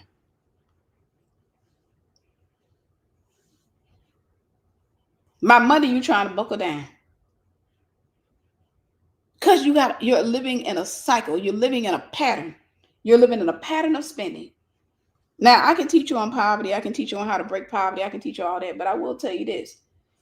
If you ever want to come out of poverty, you got to think of the future you. If you want to stay in poverty, you always think about the current you, how I feel now. I want. That's what poverty sounds like, how I feel. I feel right now I want pizza. I want this. I want a new car. I want this. I want now. And you'll put the future you in debt trying to satisfy the you of today. Prudence is to think about the you of tomorrow. Prudence leads to prosperity. Poverty is to think about the you of today. It's always about your feelings. Well, I tell you, your emotions can become your Jezebel. All right, number 9. We're almost done. Demons use people to help them steal other people's identities. Demons use people to help them steal other people's identities. And we're talking about like nicknames, expectations. And so what that means is, in order for you to know who you are, you have to know who God is. And you can't, when I say know who God is, you can't just say he is the God of the earth, God of the universe, he's Yahweh. Is to know him in character. To know him in character is to study your word, apply your word, taste and see that the Lord is good. That requires time, building history with God, building a relationship with God. But what the enemy loves to do is he likes to make sure he gives you a nickname in a dimension that you have, or have you a slave to people's expectations of you. So I think about a family member that I had, right? And it was expected of him to always keep womanizing and lying to women and playing some of the most psychopathic games with women. All right, I can talk about this relative, but the stuff that he would do, the lies that he would tell, including, telling one girl that he was a professional, he was about to become a professional football player, putting shoe polish under his eyes. Girl living with her boyfriend, 4 kids deep. And he told her he was about to become a professional football player. He was playing college football. All of that. Dude went in college, ain't never went to college a day in his life. Don't know how to play football if somebody was to trip him and hit him in the head with a ball. But that was some of the things. I can tell you a million stories. This relative, sorry, I gotta say my brother. Sorry. My brother. We bless God. I pray he's better. I just got on the phone with him today. I ain't want to put him out there like that, but he used to be like that. We're gonna believe. But if I was to literally go down the list of stuff that he did, you would not believe me. Like the stuff I watched him do with women, like the games he played, the characters he pretended to be to get with them. But that's what he told her. He told that woman that he was about to play professional. He was in college, and there was some. The NFL was looking at him. My mom called me. Your brother's up to it again. And I was like, what? And she goes on to tell me, and she tells me he got this girl thinking. I said, every time I saw him, I was wondering why he keep on wearing a jersey. Why he keep wearing one of those sports jerseys, and I see him, he got shoe polish on his eyes. Why is he walking around the neighborhood like that? And it worked.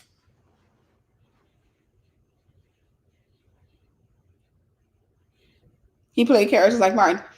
Detect, I'm so serious, for real.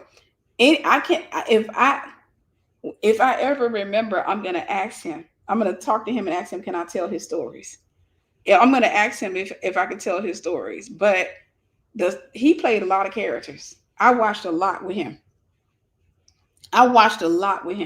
Like he played a lot of characters with women, and I saw how gullible women could be.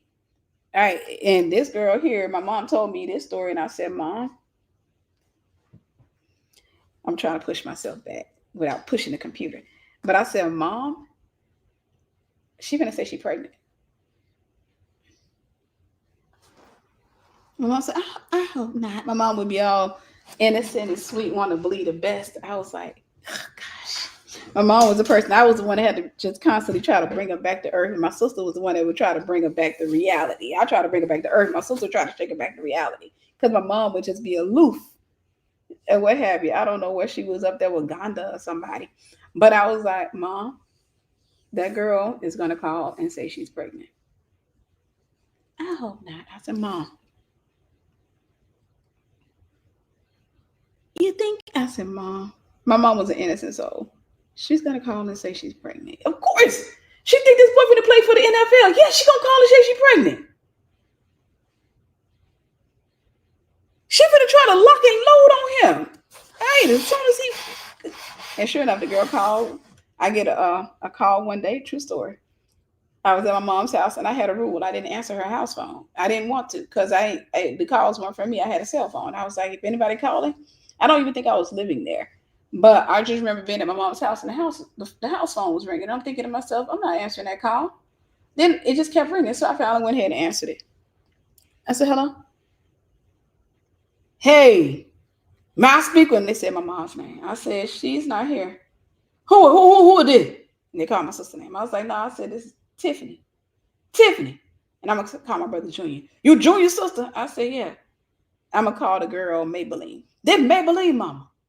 I said, oh, hey. Yeah, I was calling to tell your mama Maybelline pregnant. We family now. I heard her go to rattling through the phone. I was like, this woman really think this boy is a professional, about to be a professional NFL player. And she think her daughter hit the jackpot and she don't even know. She don't even know. Okay, let me get back to the lesson. She said, we family now. I said, okay.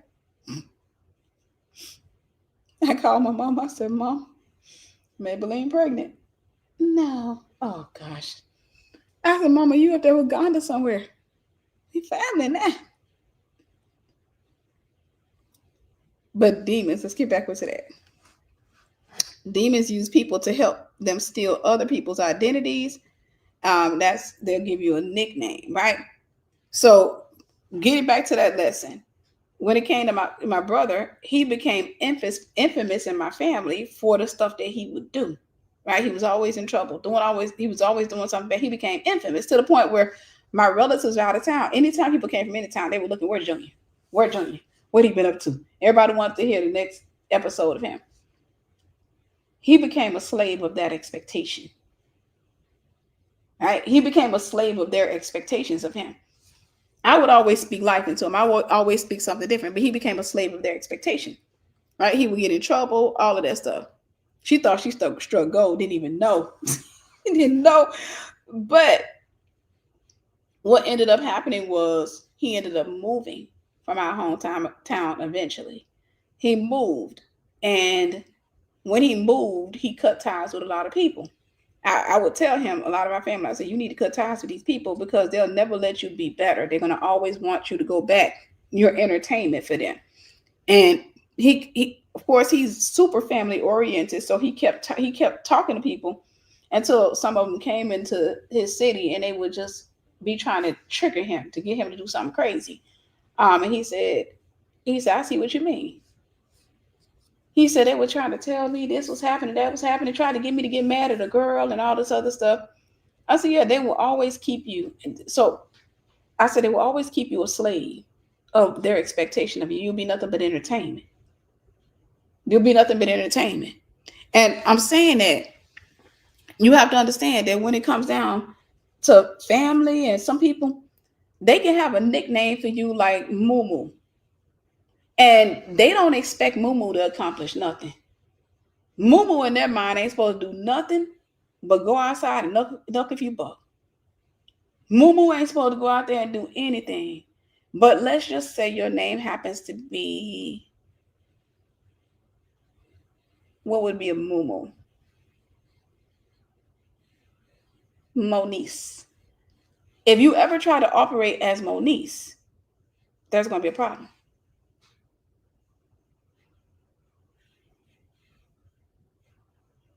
If you ever try to be Moniece, if you ever try to go get a career, there's going to be a problem because people will make you a slave to their expectations of you. They don't care about you becoming the best version of yourself. They like to locate you where they left you because it makes them feel better about where they are. You'll learn that about humans, right? But they will use people to help you steal your identity, meaning who Moniece truly are. They'll call her Moo, or their expectation is Moo always fighting. So that's what they expect. They'll call you up whenever they mad. Carol, this girl on my job, she trying to make me lose my job because they knew Moo would show up. Moo would be like, who? Girl, you know, I play by my family. But Moniece is trying to do something better with her life, right? And so when they call you, you're nothing but security. They will lock you into that. They'll lock you into a realm of their expectation of you. And there's some of you today, you're here because God wants you to hear that so that you can stop being a slave to what they expect of you. My brother moved and he changed his life. He moved away from that and he had to learn, of course, because like I said, he's super family oriented. I'm not. I've never been family oriented.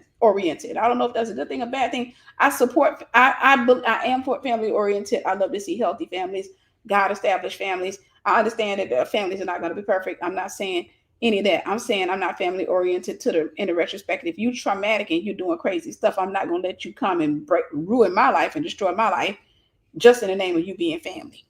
I'm not doing that. You're not going to come to my house and do all kinds of crazy stuff to me and take me through some stuff and I'm supposed to endure it just because you're family. I don't believe in all that. All right. Number 10, last one. Y'all ready? Number 10, demons will rob you of your voice. Stay on here because I'm going to give you some information for the deliverance that we got coming up. Demons will rob you of your voice by surrounding you with people who can only hear and celebrate the broken and perverse side of you. I'm going to say that again. Demons will rob you of your voice by surrounding you with people who can only hear and celebrate the broken and perverse side of you.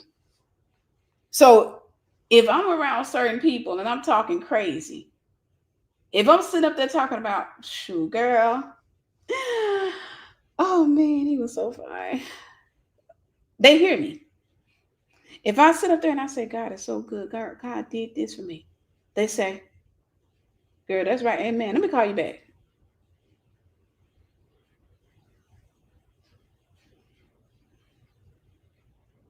I got to go up in here and finish this. If I say, I'm too tired of this, I'm just good, and they be like, girl, don't worry about it. I'm finna come over there. But if I say, girl, you wouldn't believe what God did. I just started this. I just started that. Girl, these kids acting up. Let me get off this phone. Darian, thank you. God bless you, beautiful. Girl, let me get off this phone. That's how they rob you of your voice. They'll surround you with people that if you keep talking, they don't hear you. They only hear the old version of you, but they can't hear who you're becoming. They can't hear that person. They will intentionally tune that person out. Why? Not because you're a bad person, because dimensionally they're deaf. They can only hear perversion. They can only hear low. And if you don't come from around them, what ends up happening, bad association corrupts good manners. If you don't come from around them, what ends up happening is you get tired of speaking a language that nobody understands, so you go back to speaking their language, which will localize you or limit you back to the realm that God's trying to deliver you from. Does that make sense?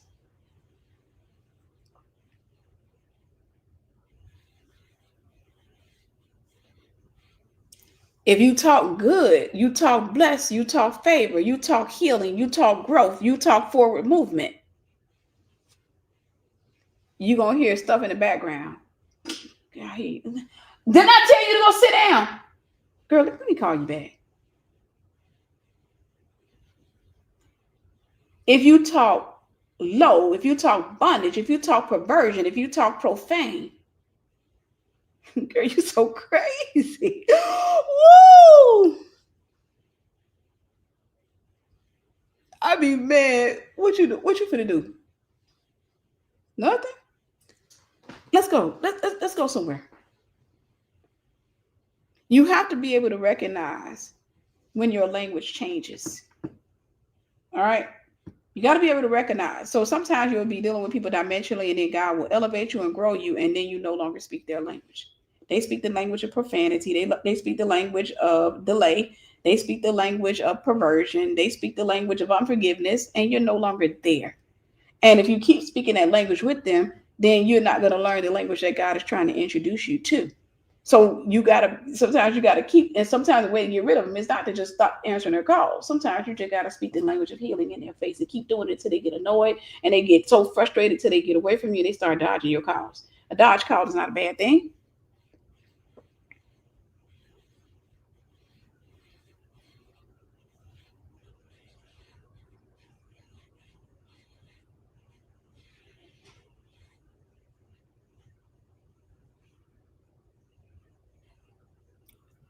I could talk. If I got somebody broken in my life that don't want to heal, all I got to do is talk the language of healing. They're going to leave. Guaranteed. Because I'm not speaking their language. The only time they're going to stick around is if they want to speak their language.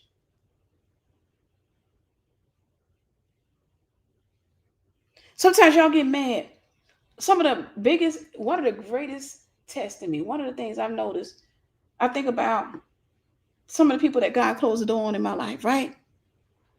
Some babies stop answering my calls. That voicemail, I learned that voicemail by heart. It became a theme song. It became a theme song. Why? Because I didn't speak their language no more.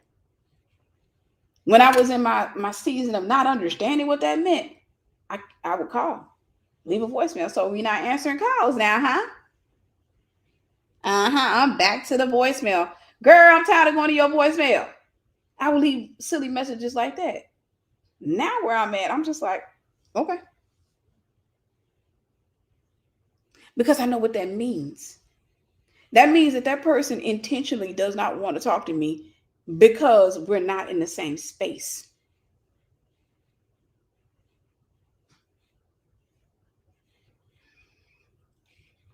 We're not in the same space.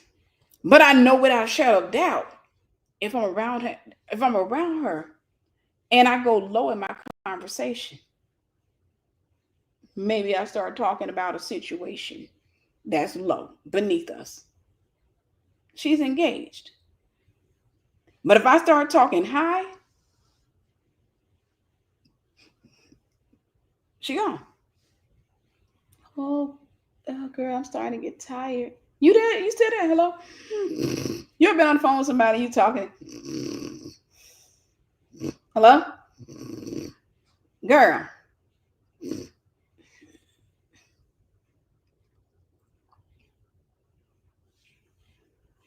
We talking in two different places. But it will rob you of your voice. There are so many of you that have been muffled by the enemy. You've been muffled and you've been muzzled by the enemy. But it will rob you of your voice by surrounding you with people that can only hear the broken version of you. Right, the fake sleep. Sometimes they be real sleep. I didn't have people that really fell asleep on me. They went into REM sleep. I was like, dang, was I talking that long? Then I wake them up and they finally get up. And then if I start talking carnal, then they be, whoa, oh God, I'm so here. And I'm like, oh, okay. So you work for carnality. If I'm on the phone talking about some girls, so this time I was dating this dude. Yeah, this was back when I was in the world when I was unsaved. But that, Gary, yeah, you so funny. But I started talking kingdom again, and it.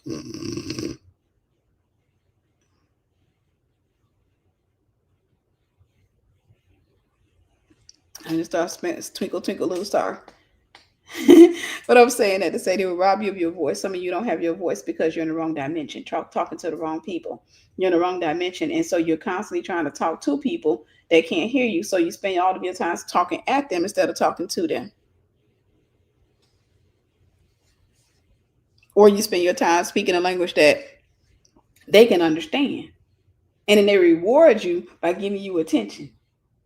You at the family barbecue, what have you, and when you were over there, you were talking good. Yeah, I'm about to start. I'm building my website, trying to build my business and all that other stuff. They're like, yeah, that's good. Now they keep talking to everybody else. Girl, you heard what happened to Pee Wee? Girl, no, what happened to him? He tried to do a high-speed chase on a tricycle. What? What the heck was wrong with him? Girl, on that stuff. You can't even have a conversation. But then you turn to them and you like, yeah, I remember that time because whenever a relationship is expired, I'm gonna say this and I'm gonna go. Whenever a relationship is expired, it sounds like this. Do you remember? Do you remember? Everything is you got to constantly keep digging into your past to give them something because they're not interested in your present or your future. So it's always, you remember that time? They be like, do you remember that time? Do you remember? Do you remember? Do you remember? Why every time I get around you, we got to go to a memory? Why we got to Michael Jackson? Do you remember? I want to hear all that. Girl, do you remember that time you were dating that guy? And you said he was coming out the bathroom and you lost interest in him because the smell was not of this world. Girl, I said, man, that's so funny. Then when you started talking, yeah, so I'm about to start this business and I'm starting to be, that's good. You always been smart. Mm-hmm. Angie, go up in there and see if we got so many, go up in there and see if we got so much of that stuff for calluses. We got some. Go look under the sink. We ain't got none. Go give me a butter knife. Don't make no sense. Girl, but like I said, Pee Wee on that stuff again. Because he did a high-speed chase on a tricycle. Mm-hmm. Girl, yes. He called himself trying to get off the tricycle and run. But you're dwarfed. The man run like 3 seconds per minute. I mean, they were able to chase him down easily. They didn't even get the big dog out the car. They got a police chihuahua. He chased him down. And they said it would have been cruel and inhumane to release a German Shepherd, so they released the Chihuahua since he was a dwarf, and the Chihuahua took him down. Yeah, it don't make no sense. You keep trying to talk heel to them, and every time you try to talk heel to them, they keep talking backwards. So pay attention to conversations, the direction of a conversation. Is the conversation moving forward or is it moving backwards? If I talk to you and the conversation is progressive, that's good. If I talk to you and the conversation is, do you remember? It's expired. It's expired. All right.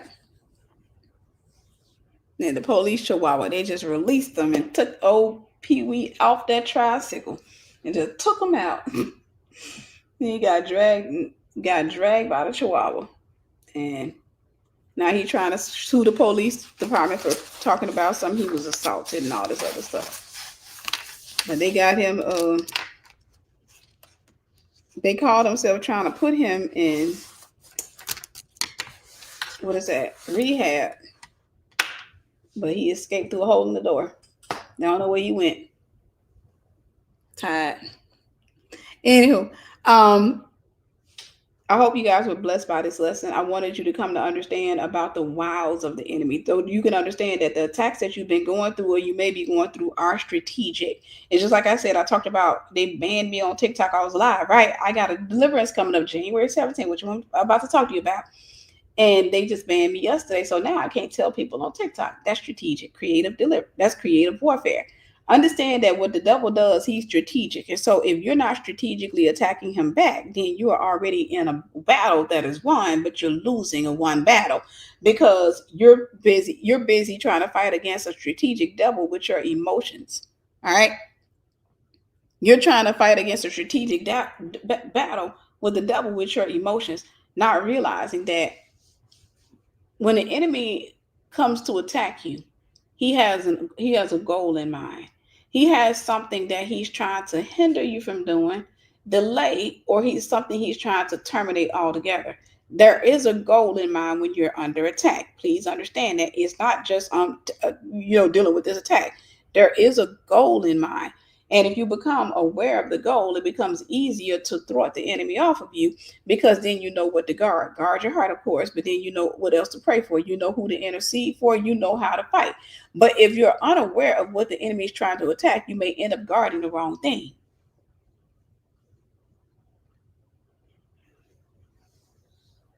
You may end up guarding the wrong thing. All right. So with that being said, I got the mass deliverance coming up. Thank you, Sister Ruth. God bless you, beautiful. I got a mass deliverance coming up. Here's the link. That's going to be January 17th, 9 p.m. Eastern Standard Time. And it's going to be 7 of us. So far, I think it's going to be 7 of us that's going to be conducting deliverance. So it's going to be a powerful deliverance. So expect a major move of God. You can register on this link. Sister Ruth posted the link. You can register at that link right there for the mass deliverance. It is a $2.99 registration free fee to get on the email list because it's on Teachable. But it's a $2.99. If you complain about it, please go home and take yourself through deliverance. But it's a $2, and that list is not for getting on the list. Is a $2.99 fee, and that way I'll email you anytime I'm hosting a deliverance. When I do mass deliverances, typically I'm not charging anything. And so that's what this is, a mass deliverance. I'm not charging anything, but to get on the email list, to be contacted. I know how to talk. To be contacted, I sent out a mass email from that one email list. So be sure to register for it. Another thing I want to make sure that I say is if you register for this deliverance, do not opt out of emails. We got about 80 people right now who have mistakenly opted out of emails. And I have no way of contacting them because they opted out of emails. If you opt out of emails on Teachable, what you're doing is disallowing us from emailing you. I'm going to send out the information the day on Friday, the day of deliverance. I'm going to send out the information for the Zoom, if we have a Zoom, and the conference call line for you to call into. And so you don't have to be local to go through the deliverance. If you opted out of emails, once I send that mass email through Teachable will not email you. They won't email you altogether because you opted out of email. So that's not opting out of spam. I'm not going to spam you. Neither will Teachable spam you. It's literally you basically, when you click on opt out of emails, you're literally saying, I don't want to be contacted. Amen. Tayan, thank you. God bless you, beautiful. Milo is over on that couch, sleep, good and knocked out. All right.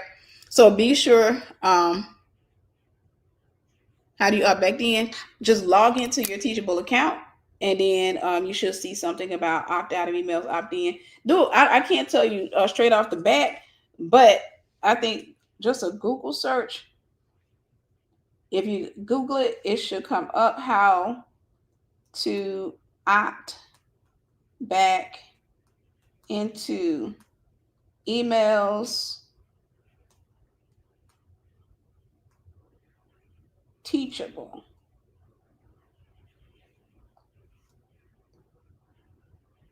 Type back in emails, log into your teachable school. Click on your profile icon in the top right corner, select edit profile, and then in the notifications, select toggle the receive instructions and promotional emails from school settings. So just Amanda, thank you. God bless you, beautiful. So basically just do a Google search and they give you the instructions. I don't know if I showed it to you. You can snap it, but it would just be easier to do a Google search. But they tell you here. Oh, mine's gonna be disrespectful. But it shows you on Google how to opt back into emails. If you're not sure if you opted out or opted in, please go double check to be sure. Because like I said, we have over 80 people who have opted out of emails, and that they're literally going to contact me the day of deliverance, literally, and I won't be able to respond to them because that's a full-time job, and that will wear me out if I spend the entirety of a day emailing 80 people. And so they will miss the deliverance and they'll have to come to the next one that I schedule. So be sure to go and do it. Which email did the date